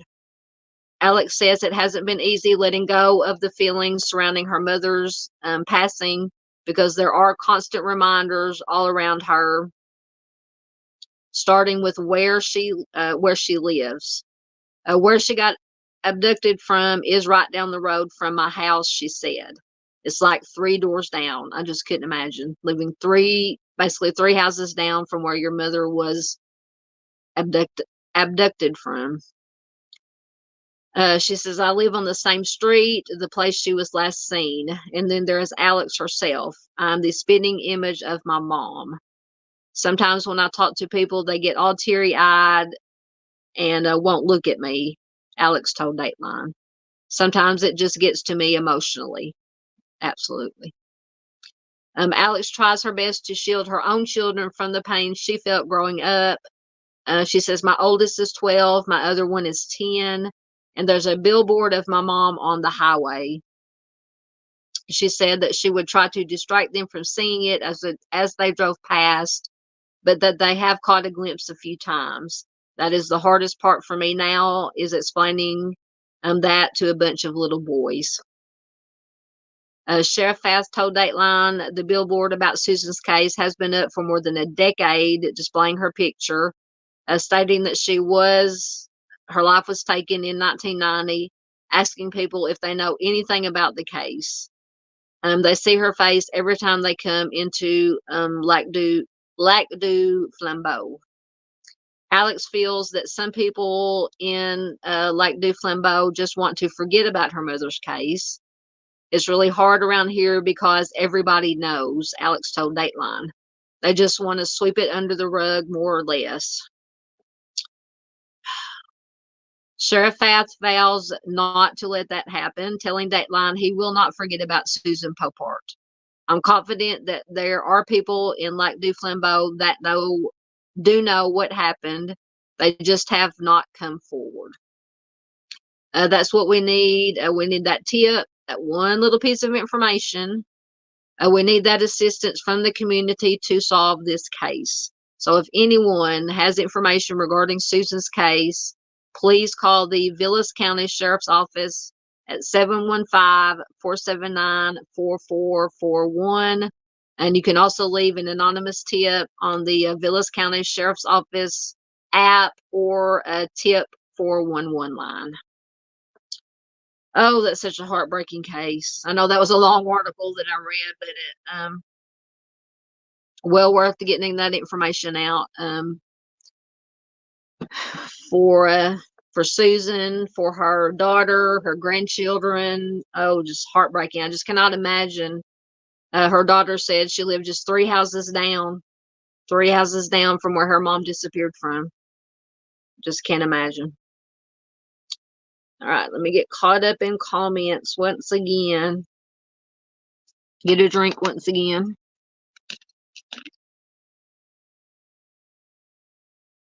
I apologize once again for my scratchy, scraggly voice. And I'm going to stop my cam for a minute. Let me get caught up in comments. And I think that next I do have a video. So y'all get a break from my scratchy voice, and I'll give my voice a little rest. All right.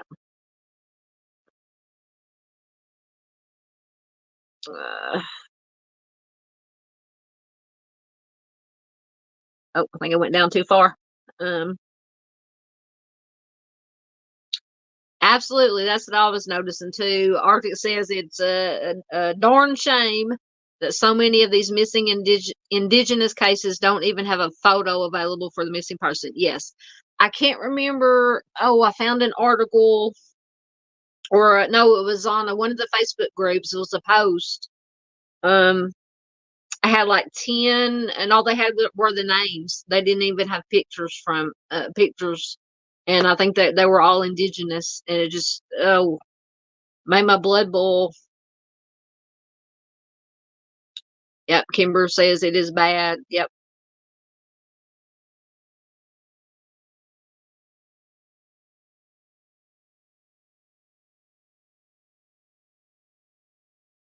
Absolutely. We're talking about small towns, where they're talking about how on the reservation, in a Susan's case, everybody knew. But yeah, it's same in a small town.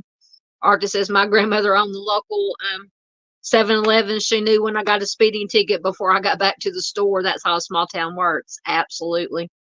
Yep. And it's kind of a double-edged sword, because on one side of the sword, or the coin, it's good, because the smaller a town is, if somebody strange or a stranger wanders into town, people are going to notice. Even sometimes if a strange vehicle comes into town, um, they're going to, notice any new people that show up, strangers. So on that side, it's good that people keep a lookout. But on the other side, like Arctic says, you can't get away with anything as a teenager or whatever, because, like you said, a family member is going to know about it before you even get home. So Kimber said that her mom's first cousin was chief of police in their small town. Yep. My baby sister-in-law's dad used to be he was chief of police in the town that we live in. Former chief of police. It's been a long, long time ago. Um, he was a chief of police. He was a paramedic. He did it all too. Yep. Miss Peggy said can't get away with anything in a small town.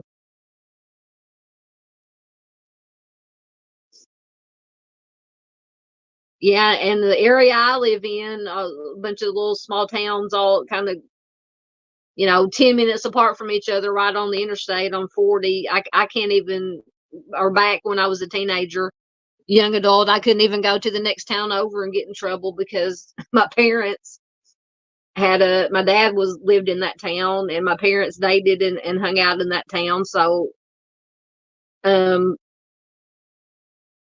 they knew who I was, that I was their daughter, and knew who I was. So I couldn't even go to the next town over and get in trouble. Oh goodness. But I did my fair share of getting into a little bit of trouble. Normal teenage stuff.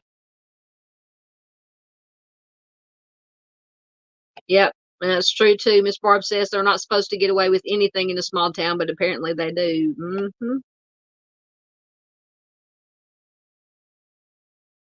That's true. As Argus says, unless it's Fredericktown, then you can literally get away with homicide. Yep. Unfortunately.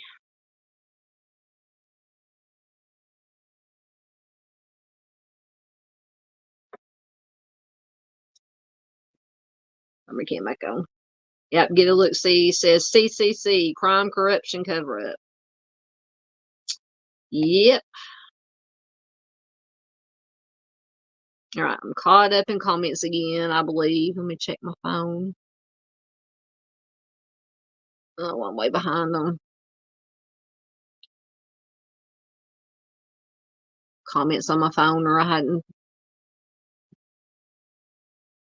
Oh, they're still popping up.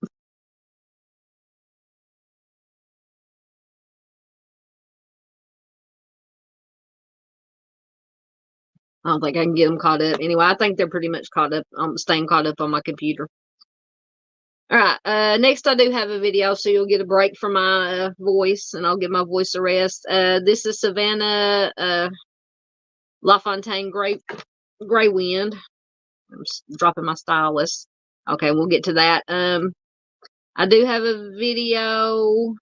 I think it's about 4 minutes or so to give you Savannah's story.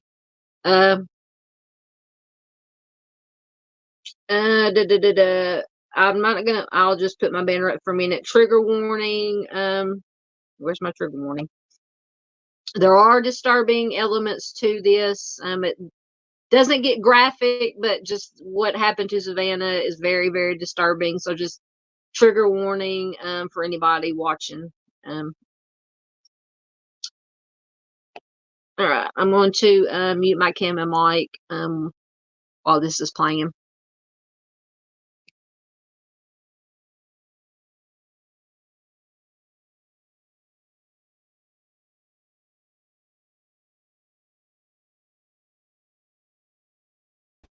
.org. 4 in 5 Indigenous women have experienced violence in their lifetime. That's right. And while the rate of this crime is high for all populations, the rates of murder, rape, and violent crime in the Native community are all higher than the national averages. And a majority of these victims have experienced violence at the hands of at least one non-Native in their lifetime. And Nye Remy is with us now here this morning with more. Good morning, Nye. Good morning, Nicholas and Alicia. That is exactly what happened to a woman in our state who was 8 months pregnant when she was abducted from her home, cut with a utility knife or some sort of blade in a tub, and was later found in the Red River. Now, according to statistics, this is just one out of many other victims. As the Indigenous Rights Center says, violence against Native women is 10 times higher than the national average, despite Natives making up just 6% of our state's population. She was a member of the Spirit Lake Sioux tribe, a daughter, and a great friend to many. This is the story of Savanna LaFontaine-Greywind. For decades, Native American and Alaska Native communities have struggled with high rates of assault, abduction, and murder. Sad and unfortunate for many, Savanna LaFontaine-Greywind, a member of the Spirit Lake Sioux tribe, became a victim at the age of 22. Brooke Cruz came down to Savanna's parents' apartment and offered her $20 and said she was working on a sewing project. Cruz was Savanna's neighbor who lived upstairs in this apartment complex, the same one where LaFontaine-Greywind was shoved to the floor, hit unconsciously by Cruz, and taken against her will by Cruz's boyfriend, William Hain. Greywind was later brought upstairs to their apartment to attempt an at-home C-section. After the property management owners of the apartment building cleaned out the apartment and threw everything in the garbage, people were going through the garbage, like including reporters, and we were told that there was a lot of books on childbirth and C-sections. So that tells us that this lady really knew what she was doing because, you know, the baby survived. And in 2018, Cruz was sentenced to life in prison without the possibility of parole. Her boyfriend Hain got 20 years with the possibility of parole. And Savanna Greywind's story made our Native community stand up, saying enough is enough. One of them being Ruth Buffalo. Although Savanna's law was signed into law in 2020, Buffalo says there hasn't been enough done to make sure it's properly executed throughout all 50 states. And it's the same with Savanna's law. There is so much work that needs to be done, and we've been hearing from a lot of community members and leaders across the nation who have voiced their concern regarding Savanna's Act. One of the purposes of the act is to increase the collection of data related to missing or murdered Indian men, women, and children, regardless of where they reside. Kind of similar to Savanna's situation, do you think things like this are happening and just not being recorded or not even being looked at? Yes, I do believe that there's an extreme amount of underreporting in general due to a lot of different factors. And so we have a lot of work to do to make sure that everyone is able to live in a safe and healthy environment. You know, public safety is so important, and funding public safety on tribal lands is also very important. You know, many of us have family members that still reside within tribal lands. Now, Buffalo says we're basically experiencing a silent crisis with thousands of missing and murdered Indigenous people, and she and her other partners are going to continuously fight for the proper help within their tribal lands. I've reached out to the BIA, but I'm still waiting for a response. Okay, wow. It's just, it's some great work you're doing, and bringing this to light, that we can't bring it to light often enough. Right. Thank you very much. All right. That was horrible, horrible story, but an important story to get out there just to show you the atrocities that happen within the Indigenous communities. But one, if there's a silver lining to come out of this situation, sorry, I'm trying to find my big slideshow again so I can read this, was Savanna's Act. And Savanna's Act became law on October 10th, 2020. The bill is named after Savanna LaFontaine-Greywind, a member of the Spirit Lake Nation of North Dakota, whose life was taken while she was 8 months pregnant in August of 2017, and she was just 22 years old. The act aims to improve data collection of missing or unalived Native Americans, clarify the responsibilities of tribal, federal, state, and local law enforcement agencies responding to cases of missing or homicide victims, Native American victims, and empower tribal governments with resources and information necessary to effectively respond to such cases. The Act also directs the Department of Justice to review, revise, and develop law enforcement and justice protocols to address missing and Native American homicide victims. So, like I said, if there's a silver lining to this, it is this act, and hopefully it will make a difference. All right, let me get caught up in the comments again.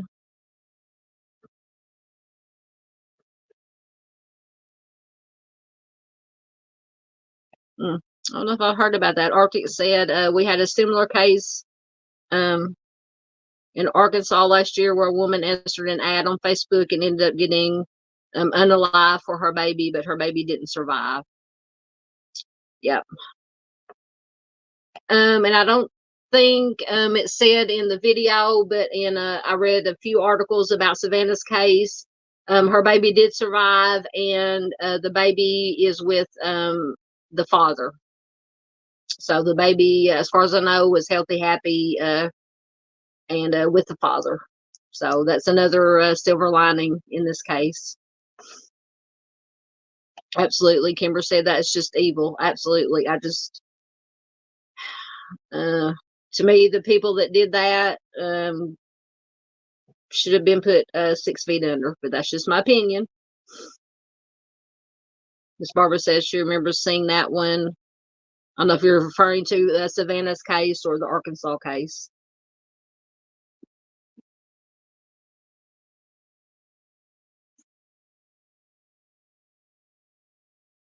All right, I think I'm caught up in comments. We'll see what we got next. All right, this, let me find the article. Find the right article. I believe it's this one. This is Tracy. I believe her name is Tracy. Waiting for the article to come up. It's being slow as usual. There we go. This is from just a couple of days ago, May 3rd, Dauphin County, and this is from, where's it from? Pennsylvania. Dauphin County missing person case is now being investigated as a homicide. It says a missing persons case in Dauphin County has become a homicide investigation. Susquehanna Township Police say they're investigating the disappearance of Tracy Scanlon as a homicide after she was missing since late February. Police say Scanlon, who also uses the last name Zelinsky, was last seen leaving a wine and spirit store on Union Deposit Road in Lower Paxton Township. She was staying with an acquaintance at 3300 Union Deposit Road in Susquehanna Township at the time. Police say Scanlon's family or friends have not heard from her since. She is originally from Allegheny County, and police from there are involved as well. So if you have any information about Tracy's case, you're asked to contact Sergeant Aaron Ostman at 717-909-9232 or via email at aosman@susquehanna.twp.com. So I just wanted to share that quickly for anybody in the Pennsylvania area who might be watching now or watching replay. I try to get as much, work as many stories in here as I can about missing. There's Sunshine.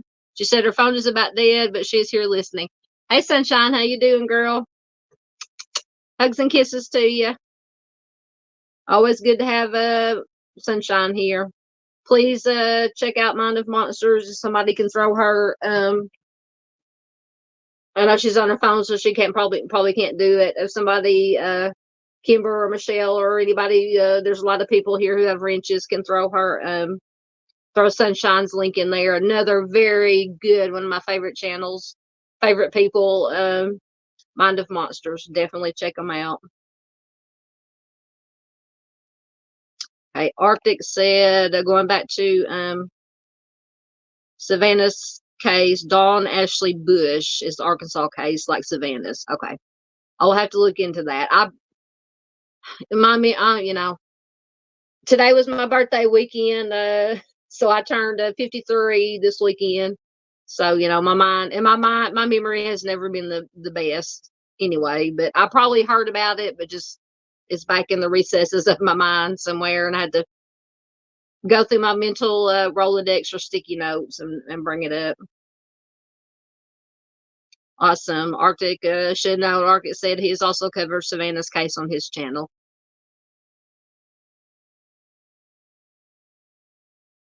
Oh my goodness, I'm sorry, Sunshine. I hope your mom-in-law is doing okay. Thoughts, prayers, and good vibes sent your way and her way, the whole family's way. You get some rest. I know that's easier said than done. But we're thinking about you, of course. Yeah, thank you, Arctic, putting in Sunshine's link. Please check out Mind of Monsters. Thank you, get a look-see. Wishing me a happy birthday weekend. I'm going to quit having birthdays. I'm just going to quit having birthdays. Of course, I said that when I turned 42, and that's 13 years ago, and I'm still having birthdays. Can't stop them. Absolutely. Sending prayers Sunshine's way. Absolutely. Yeah. Arctic says, thank you, Arctic. Save me some cake. Yeah, I hadn't had any cake today. I hadn't had my birthday cake. I hadn't got into my birthday cake yet. We had, of course, at the I mentioned earlier, at church, after church, they had a dinner and a special thing for the graduates, and my nephew was one of them. He's graduating a year and a half early, and they had plenty of cake and food, and I filled up there, so I hadn't even wanted to get into my cake yet, but I will. I'll send you a piece. I'll mail you a piece. Look for it in the mail. I'll send you a package. Oh goodness. Sunshine said that her mom-in-law is going to be glowing in the dark by the time they finish running tests. Oh, bless her heart. Bless her heart. All right, I'm caught up. We'll see what we got next. Oh, this is another, I think, Miss Barb. and maybe somebody else up in Missouri were asking me about this case or telling me about this horrible case. This little boy, Jonah.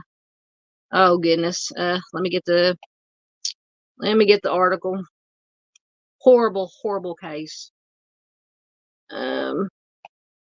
A Fredericktown case, a little different from the Fredericktown cases that we've covered, but it's horrible. I just wanted to share it. Because like I said, I believe it was Miss Barb or Miss Marion or both, or that told me about this or asked me if I'd seen it, and I hadn't until they mentioned it. Heartbreaking. Waiting for my article to come up. 2 hours in. We're almost done, guys. We just got a couple more stories. Hey, the later it gets, there's 11 people here. The later it gets, some more people will start rolling in. Once again, let me check comments while I'm waiting for it to load. Thank you, Miss Barbara. Everybody's wishing me happy birthday weekend. Thank you, thank you. Oh my goodness, it'll come up. I've only got 2 bars on my phone right now. That's why it's taking so long to come up. Oh, there it is. Okay. Oh, so trigger warning once again. This is articles from 5ksdk.com, and it is from March 28th of this year. And it said, mother and boyfriend charged in death of Fredericktown 4-year-old. According to state police investigators, the child died shortly after arriving at the hospital and appeared malnourished and covered in cuts and bruises. I am going to put my banner up just for anybody who may come in the middle of it. There we go. Okay. Get down to the article. Fredericktown, Missouri. A woman and her boyfriend were charged after a malnourished 4-year-old boy covered in cuts and bruises passed away Wednesday at a local hospital. The child's mother, Riley Ferraro, and her boyfriend, Hayden Rosner, were both charged with 1 felony count each of abuse or neglect of a child, resulting in death, and first-degree child endangerment resulting in death. Rosner was also charged with possession of a controlled substance. The Fredericktown Police Department said officers responded to Madison Medical Center shortly before 1 a.m. Wednesday to investigate suspicious circumstances after Ferraro brought her unresponsive son to the emergency room. After arriving, medical staff told police the child had passed and he showed signs of abuse or neglect. An exact COD was not given. Ferraro was immediately detained at the hospital, and officers found Rosner at the couple's apartment and detained him for questioning. The Missouri State Highway Patrol's Division of Drug and Crime Control was asked to assist with the investigation. According to probable cause statements filed by state police investigators, the child's body appeared malnourished and was covered in bruises, abrasions, and lacerations. Rosner and Ferraro had joint custody of the boy for several months while they were in a relationship. Ferraro told investigators that she was awoken at about midnight by Rosner, who brought the unresponsive boy to her in a panic. Rosner stayed at the apartment while Ferraro rushed the child to the hospital. Ferraro admitted she and Rosner both frequently used substances, opioids, in her apartment. Ferraro said that she works around 60 hours a week and her boyfriend was the main caretaker for the child, and that she used to never see suspicious marks or bruises on her child until Rosner became the main caretaker. In the past, Ferraro had taken several photos on her phone of suspicious marks on the child, which she showed to investigators. The graphic photos showed the child with various and severe facial and head wounds. So I'm just going to stop right here for a moment. If she started seeing these suspicious, all these marks, bruises, malnourishment, why, when the boyfriend started taking care of him, why did she not immediately go to the police? It blows my mind. Anyway, lost my place. Ferraro said that she had suspected her boyfriend of physically abusing her child, but had chosen not to report it to police, adding that Rosner had discouraged her from taking him to the hospital for treatment of the wounds. Well, I wonder why, because he didn't want his butt to go to jail. When asked about her son's malnourishment, Ferraro told investigators that she had noticed he was getting thin, but had been told by Rosner that it was normal. Rosner claimed in a police interview that the boy had a long history of temper tantrums and had complained in recent days of stomach pains and trouble defecating. On March 26th, Rosner said the boy began throwing a temper tantrum while Rosner was trying to help him in the bathroom. He said that the boy threw himself from the toilet and hit his head on the toilet's edge, reopening previous wounds to the boy's ear and nose. Rosner claimed the boy often fell and injured himself, but admitted after further questioning that he had, quote, gone too far one time when he lost his temper with the boy, not elaborating on the incident, but saying he had since reformed.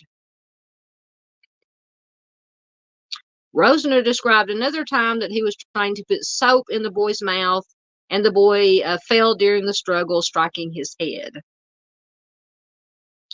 According to court documents, a previous investigation was conducted by the Missouri Department of Social Services Children's Division. Social service workers assessed the home on November 26, 2023, and a caseworker recommended that the boy not be left alone with Rosner as his primary caregiver because of concerns over substance use and his unpredictable behavior. You think?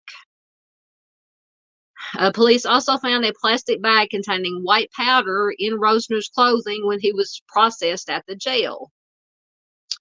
Rosner told police it was crushed oxy that he did not have a prescription for. A police search of the couple's apartment revealed poor living conditions, including a strong odor of urine, paraphernalia, and a sufficient food supply was also present, police said. A judge set Rosner's bond at $1 million and Ferraro's bond at $500,000.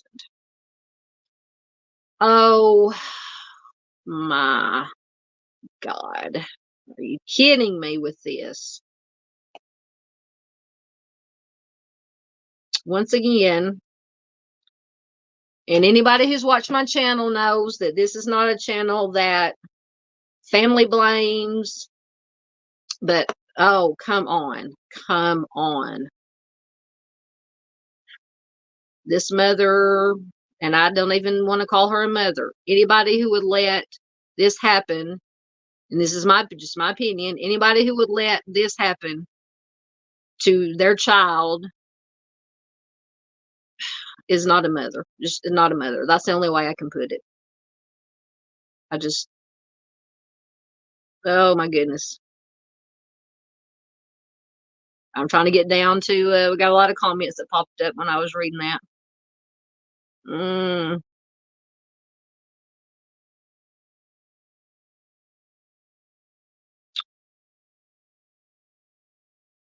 Hold on.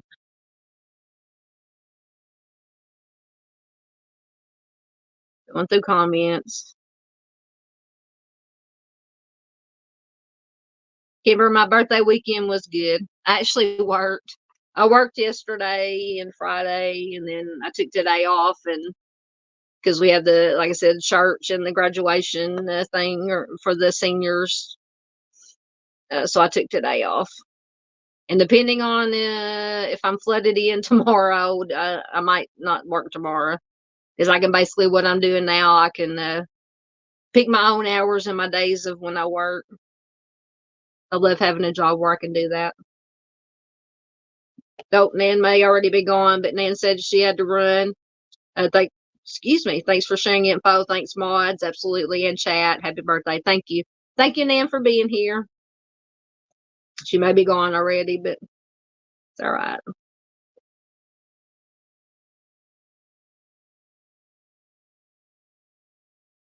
Yep. Barbara said, then birthdays come sooner. Yeah, it seems like birthdays come. My birthday this year actually snuck up on me.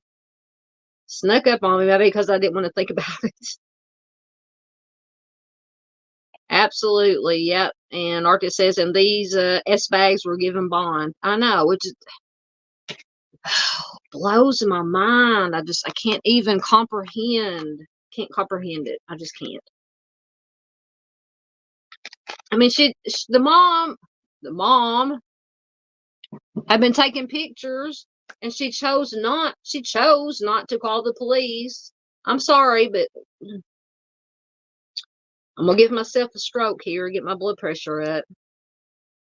How can you? Because you cared more about your substances and more about your boyfriend than you did your child. I just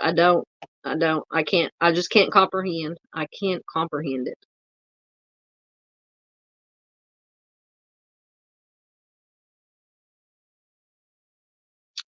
Yeah. He probably did. Yeah. Sunshine said, ask Arctic, didn't you cover this little angel? He probably did. Arctic's always way ahead of me. And bless you, Arctic, for covering this story. It's horrible.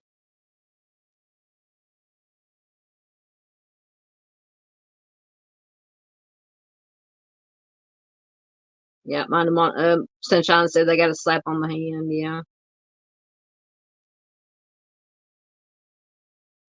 And Miss Barbara knows because this is in her area, Fredericktown. Miss Barb says, and they are associated with other substance dealers. That's where the problem lies. Exactly.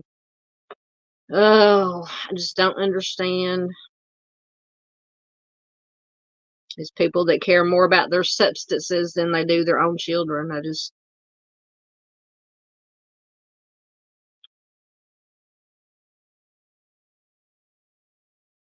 Getting caught up in comments. We hurry up and get out of here. We're 2:15. Not bad for me.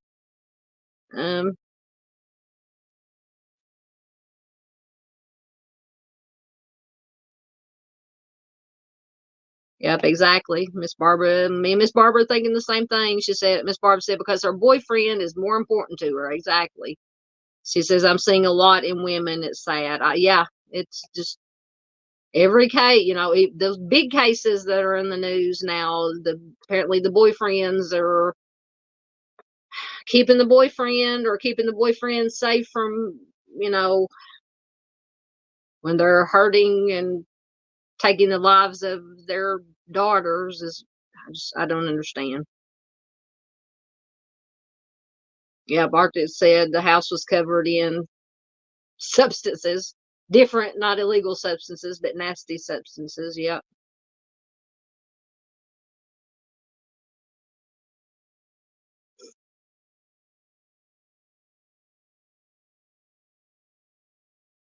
Get a look. See, says if you heard their interrogations on audio, third graders could do better, in my opinion. So they didn't have good interviews or interrogations. That doesn't surprise me. They look like a couple of real winners there.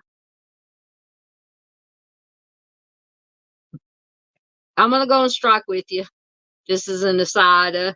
Sunshine said, I'm on strike. I will not be participating in birthdays from now on. I'm happy with my age. I feel you.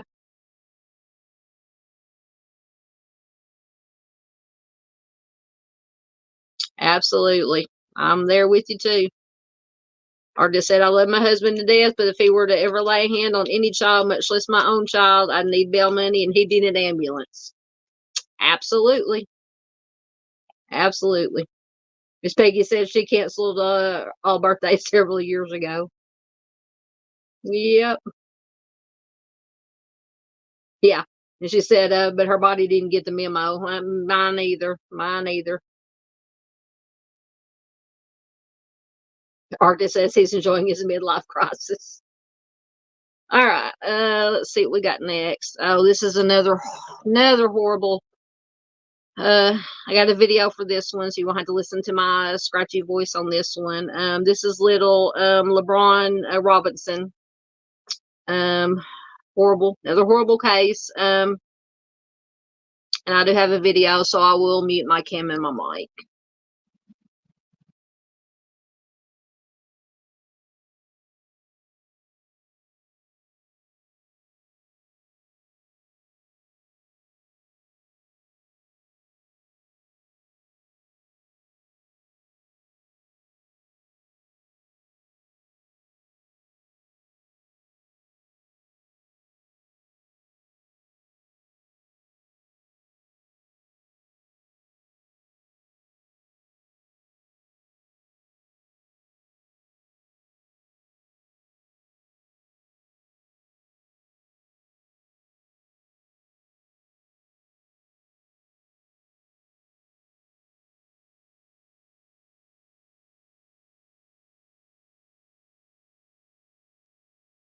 Can you guys hear that? I'm hearing no sound.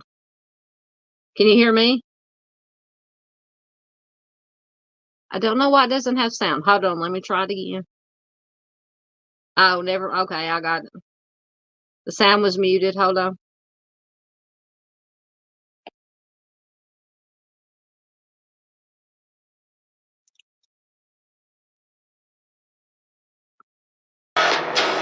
Ron was an active person. Hold on, I'm going to go back to the first. Family, he loved friends. If I can. Isla Scott. Our top story tonight, it's been 3 years since a Bastrop woman's son was murdered. NBC 10's Chelsea Monet sat down with the victim's mother and has this week's Arklamis Most Wanted. Arklamis Most Wanted, sponsored by Coney Island Connection and Chris Lewis. In 2021, more people died from gun violence than any other year in America. And on July 4th, 2021, a 10-year-old Bastrop boy was murdered, gunned down in a drive-by shooting near his home. No arrests have been made, and his killer is still out there. Ron was an active person. He loved family. He loved friends. He loved everybody. He was just a lovable person. If you ever met him, he'll make you laugh. Funny. Yeah. That's Nadia, mother of LeBron Robinson. LeBron, youngest of 4, was murdered when he was just 10 years old. He was small, but mighty. Oh, he wasn't the younger brother. He was the oldest in his mind. He was everybody's dad, even mine. Just a boy full of life. No worry in the world. He liked animals. He liked to go to the zoo. He liked to take trips. One of his favorite trips was Florida. That's why we go every year. Nadia was away from home when she learned LeBron had been shot. When I got here, I went to the hospital. They told me that my baby had already been shipped to Little Rock. Shipped to Little Rock for autopsy, that is.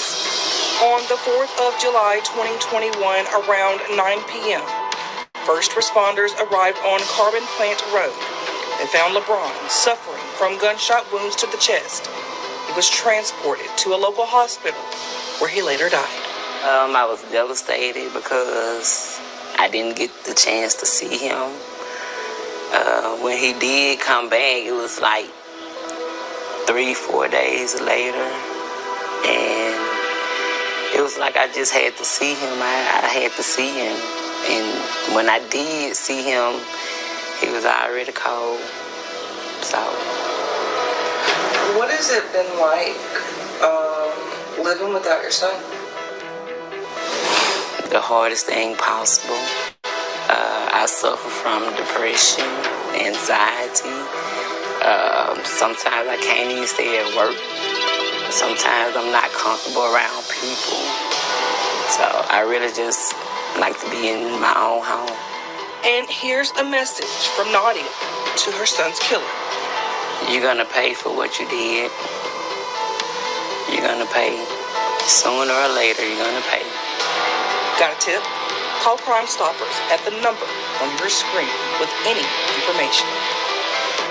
LeBron was laid to rest on July 10th, 2021. For Arklamiss Most Wanted, I'm Chelsea Monet. All right, that another heartbreaking story. That yes, Kimber said, "Bless her mama's heart." Absolutely, and look at that face. Oh, that beautiful, beautiful little face. I just don't understand. Not going to get into the whole firearm discussion because that's a hot topic, but just there's too much violence going on. People are so quick to, in my opinion, so quick to pick up firearms and for stupid stuff, insignificant stuff. I mean, when I was a kid growing up, and I don't know what the ages are of the people who, yes, absolutely. Miss Barbara says the pain. I don't know what the ages are of the offenders in this case, but there are a lot of teenage preteens that pick up a firearm. When I was a kid, we settled it with our fist on the playground or on the school grounds, or after back in the 80s when I was in school, at least once a week or twice a week is meet me outside after school, and they settle it with their fist with the crowd around, and that I'm not condoning that, but at least we weren't picking up firearms and taking somebody's life. The worst you got out of it would be a black eye or bloody nose. It just, I don't understand. And I'm not against firearms. I absolutely believe in when the good guys, as the saying, we have a saying, the only thing that can stop a bad guy with a firearm is a good guy with a firearm, or a good woman with a firearm. But it's just out of control. All right, and I turned on during that video, I checked. I had a notification from one of our local news stations, and apparently there was tornado warning somewhere in Arkansas earlier. So I turned on the TV. I've got it on mute, but apparently there's nothing going on now. Because there's nothing on the TV screen about a tornado warning, but apparently somewhere in Arkansas earlier there was a tornado warning. Wasn't here, because if it was been for here, y'all would have heard my, like when the Amber Alert went off on my last live stream, that annoying noise would have come up on my phone. But anyway,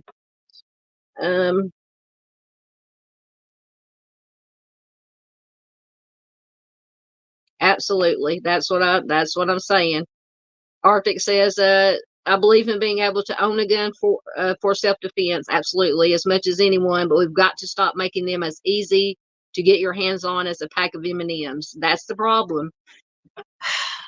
Like I said, I don't want to get into a whole, debate, political debate about, because that is a hot topic, and I'm like you, I believe in having firearms for self-protection, but the people who say take away the firearms and you'll solve the problem, that's not going to solve the problem.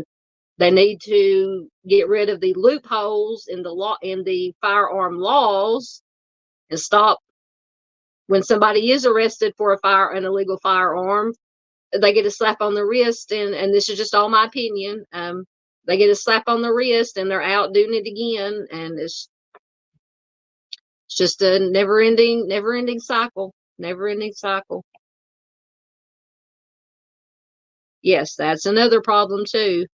Arctic says we have to start holding firearm owners accountable for leaving their firearms where kids can get their hands on them. Absolutely. You have to be a responsible firearm owner. Absolutely. Absolutely. All right. Let me see. This is going to turn into a 3-hour. Oh my goodness. We still got, let's see. Okay. This is Tamara Colleen Bradley. Quickly, let me find her article. Let's see if this is the right one. Yes, this is from, when is it from? April of this year, so not too long ago, April 22nd. Tip leads to new search for remains of missing Blaine woman, and this is from Minnesota, Blaine, Minnesota. Investigators launched a renewed search at a park in Blaine Monday, hoping to find out what happened to a woman who disappeared nearly 30 years ago and has not been seen or heard from since. Blaine police say 30-year-old Tamara Colleen Bradley left work on September 30th, 1994. She was supposed to pick up her young son from her ex-husband's parents, but she never showed up. Something her family said was extremely unlike Tamara. Her vehicle was found several days later at the Greyhound bus station in Minneapolis with her keys and several uncashed paychecks inside. Her sister, Wendy Edwards, told Dateline her son was everything to her. She would never just leave, but someone did something to her. Investigators say they've always considered it an open case and re-examined the files several times as the years moved on. Many people were questioned in Tamara's disappearance, but no arrests have been made. 2 weeks ago, Blaine police said they received a tip on where Tamara's remains might be. On Monday, they teamed up with the BCA crime scene team and Anoka County crime scene unit to scour the northern part of Laddie Lake Park in an area just south of 89th Avenue Northeast in Blaine. As the search began at 7 a.m. and as of noon, no evidence had been located. At the time of her disappearance, Tamara Bradley was 30 years old. She would be 59 years old today. A family described her at the time as 5 foot 4 inches tall, 135 pounds, with brown hair and hazel eyes. She had a scar on her pinky finger from reattachment surgery. She also has surgical scars on both knees and one on her one on her jaw. Her ears are pierced, and she has a mole on the left side of her upper lip. Anyone with information about what happened to Tamara Bradley or the circumstances of her disappearance is asked to call Blaine Police at 763-785-6168. Her employer, Federal Foam Technologies, is offering a $10,000 reward for information that leads to the whereabouts of Tamara's remains or the filing of criminal charges in her disappearance. So I just wanted to share that quickly with you. Once again, Tamara Colleen Bradley, last seen leaving work in Minneapolis on September 30th, 1994. Her 1988 Buick Century Custom was found abandoned at the Greyhound bus station, and no arrests have been made in her case. But apparently they had a tip, so hopefully they'll get some leads, at least some avenues, some tips, maybe some leads, some avenues to follow in her case.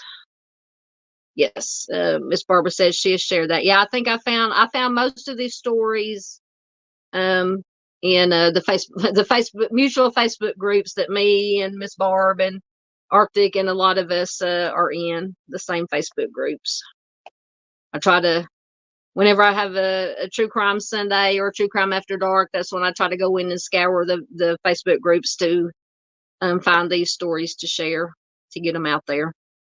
All right, quickly. So Gwen Brunelle, this case did get a lot of national attention. Her remains have been found, and I know that Chris from the mob crew, I don't know if he had already, this was one of the cases that he was going to go out and help search. He was not involved in the finding of the remains. I did see the video. I haven't watched it yet, but I saw that he had posted a video or a live stream about it. But Gwen's remains have been found.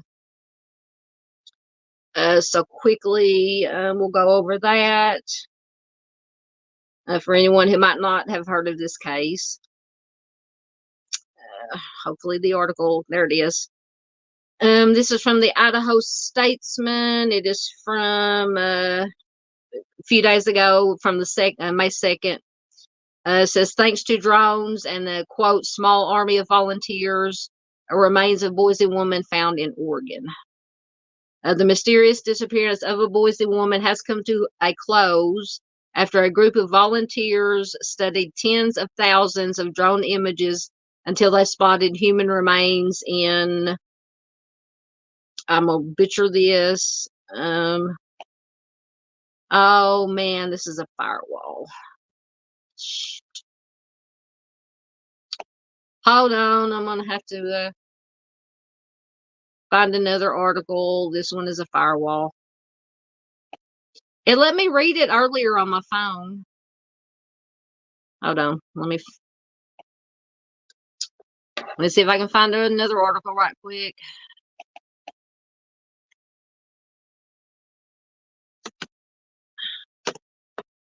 That does not have a firewall.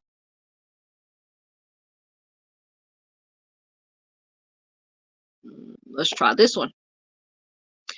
Whichever article will come up first. That doesn't have a paywall, or I call it a firewall, a paywall.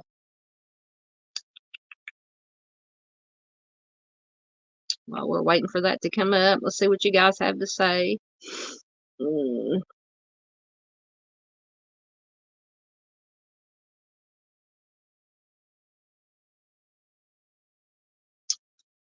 Well, it may just be saying they found the remains of Gwen Brunelle, because nothing's coming up. Oh, there he is.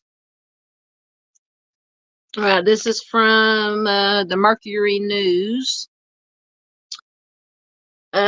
Mystery of woman missing on road trip solved by stranger examining aerial images. 9 months after an Idaho woman went missing, her remains have been found thanks to a stranger who scoured aerial images of Oregon's high desert. Gwen Brunelle was 27 when she drove away from her Boise home on June 26, 2023. She told her family she was going to California for a meeting related to her hobby of breeding and showing rabbits, and she took 11 rabbits with her. 4 days later, her van was found abandoned and a pull out off an Oregon highway, the Malheur County Sheriff's Office said. After extensive searching by law enforcement agencies and volunteers, Brunelle's family hired a drone operator to take images of 4,000 acres of rugged high desert near the Oregon-Idaho line. In March, those images were given to Aloft Drone Search, which is a nonprofit group focused on missing person cases, the sheriff's office said. On April 7th, one of the group's volunteers who was examining the drone images reported something that may have been human remains. The Malheur County Sheriff was notified, and the following day, deputies found the body at those coordinates, just 2 miles from where Brunelle's van had been. The sheriff's office credited the family and Aloft Drone for, quote, truly a remarkable find. On April 29th, the identity was confirmed through dental records. COD was not announced. Brunelle's family has said they do not suspect foul play. Quote, we feel she suffered from an undiagnosed psychotic illness. We believe these factors may have created a state of anxiety and confusion in her final days and ultimately contributed to her passing, the family says on their Find Gwen website. The indication that Brunelle was in an unsettled mental state is supported by what is known of her whereabouts after leaving Boise on the morning of June 26th, which was a Monday. She had said she would be driving to the Fresno area about 700 miles and might stop for the night in Reno. The person she claimed to be meeting in California later reported no knowledge of the visit, and her family and boyfriend were not able to contact her by text or phone call after she left the Malheur Enterprise. After she left, the Malheur Enterprise reported. She was last seen around noon on Tuesday, June 27th in Jordan Valley, Oregon, only an 80-mile drive from Boise. She then apparently backtracked. When it was found on Friday, June 30th, her 2008 Honda Element was 20 miles closer to Boise. It was unlocked, the windows were down, her keys and wallet were inside. Unfortunately, 5 of the rabbits had succumbed to the heat. Brunelle's uncle told the Malheur newspaper that the odometer had logged 300 miles for the trip. A sheriff's deputy came across the van while checking vehicles parked along a road used by ranchers and recreationers heading into the Owyhee Mountains. He ran its license plate and saw that Brunelle had been reported missing by her parents that Tuesday. The search ended up involving several agencies and more than 100 people on the ground and in the air. When the official search was suspended on September 23rd, it had turned up only a shirt and boots belonging to Gwen, and her family and friends continued the search efforts. So that is, Gwen has been found. At least her family can now get some closure. And like I said, Chris from the mob crew has covered Gwen's case extensively. So if you want to know more background information and more information about Gwen's case, please check out the mob crew. I do believe if somebody wants to throw in a link to his channel, to Chris's channel, please do, or you can find it on the main page of my channel. But Gwen has been found, so her family can lay her to rest and continue their grieving process. All right. I think we just have one more story to cover and we will get out of here for the night. But I just wanted to, because this is a solved cold case, and you guys know, anybody who's watched me long enough knows I love these solved cold cases. And this is a video. It's only about a minute or so, so it won't take too long. So let me make sure I have the right video to play.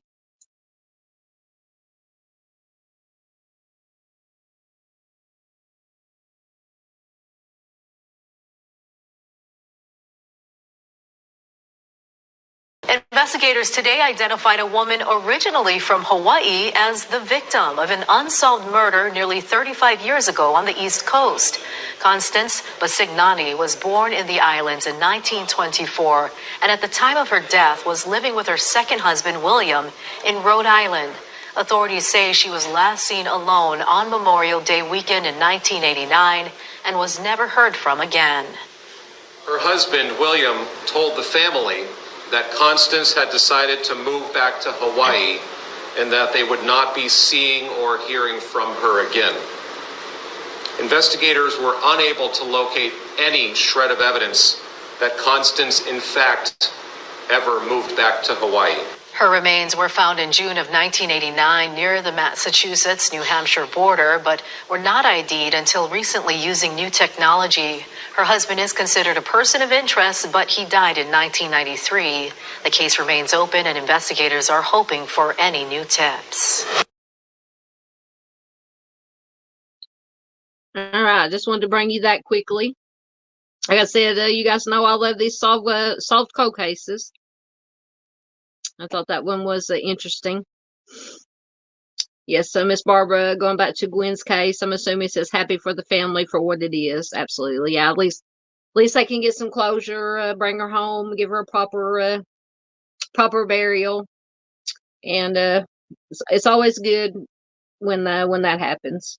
And thank you, Arctic. Got Chris's the Mob Crew's link there. Please do check him out. He does good work. He does good cover. He is excellent at covering cases.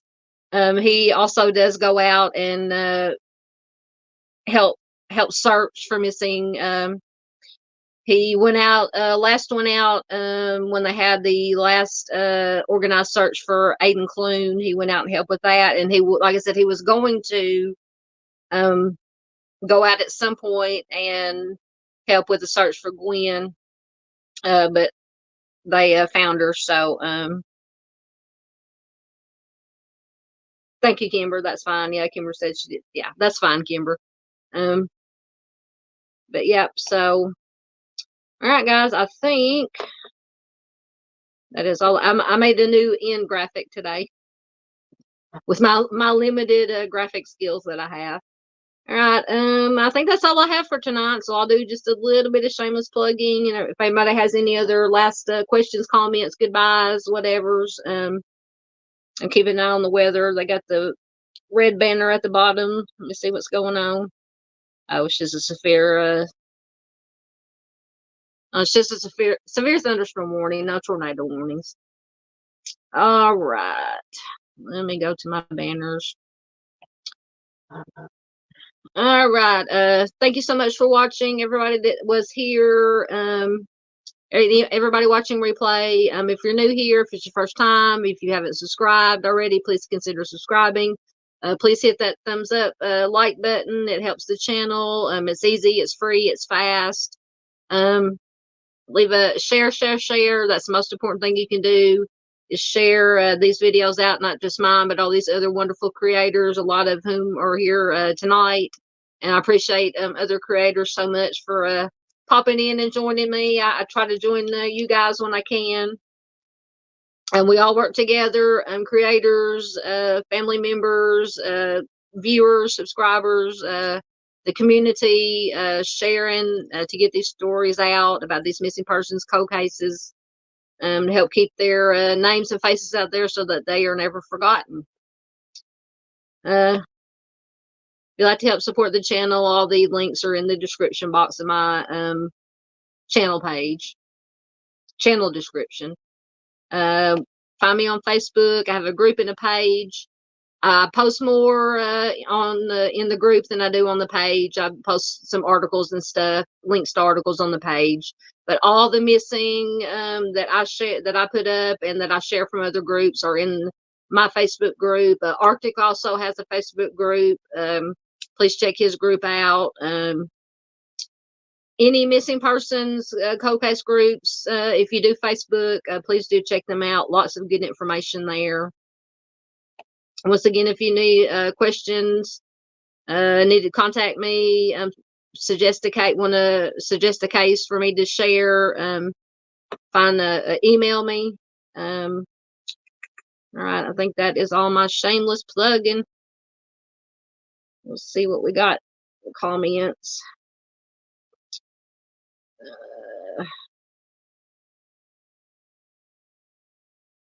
Get back to where I was. Yeah, Miss Barbie, it is most definitely bittersweet. Yes, ma'am. Thank you, Kimber. I'm assuming you're talking about my new little graphic I made. Yeah, I threw that together to put it in the slideshow. Like I said, I'm kind of can do some graphics, but I can manage to put together slideshows using I guess what, Google Slides or whatever it is, app or whatever. I have it on my phone. Thank you, Miss Barbara. Thank you. Love you all. We love you too. You know I love you much, lady. You, Miss Marion, everybody, and Miss always keep you and Miss Marion and y'all's family in my thoughts and prayers, along with Miss Kimberly Lotz and Miss Erica Lotz, Durante Martin's mother and grandmother. They're always in my thoughts and prayers.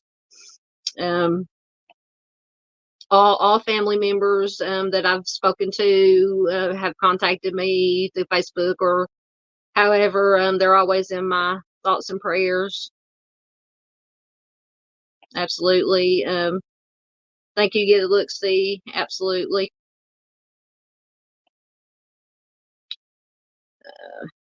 Absolutely. Miss Peggy says, take care and stay safe, everyone. Thank you, Miss Peggy. You do the same. Arctic says, be safe with the weather. Yep. Enjoy your birthday. Yep. I enjoyed the birthday, but spending time with the family for the birthday. I don't enjoy getting older, but we got to find a time where all of us can get together, because our family thing that we do now that we're all the kids, you know, everybody is older, is we all go out as a family for a birthday dinner. So we have to get, I think next weekend, maybe next Friday, we're going to go out and have my birthday dinner. Everybody's got stuff going on, so I'm looking forward to that. Eating some good food and spending time with the family. And Arctic says he's going to turn on Zachary Hall and watch the weather. Yeah, like I said, I didn't look to see what time. I just, when that one video was playing, I saw I had a notification on my phone from THV 11 app and said there was live a tornado coverage, and I was like, okay. But apparently it's whatever it was, it's over with now. But I'll have to check it out too to see where it was at, see what was going on. And at some point, me and Arctic have decided we're going to go storm chasing. Just not in the Mustang, apparently. But find another vehicle. We can go in my Tahoe. Thank you, Kimber. Kimber says she does love the new graphic. All right, guys, I'm going to quit babbling and get out of here. Thank you all so much for being here. I love chatting with all you guys. I know it turned into a 3-hour, but that's why I love doing these kind of informal, looser True Crime Sundays, True Crime After Darks. I like chatting with you guys as I bring you these stories. I appreciate you guys' support so much. Everybody who's watching replay, absolutely appreciate it too. All the lurkers out there, appreciate you guys. Let me do some multitasking. Get my out. I made a new outro too, so you'll get to see my new outro. So I will see you guys. Oh Lord, I'll probably have to get up early tomorrow and get my Missing Person Monday video recorded and get it uploaded, and probably do a premiere maybe 6 o'clock-ish, 8 o'clock-ish. I'll let you guys know. But anyway, I love you guys, and I will see y'all tomorrow. Thanks.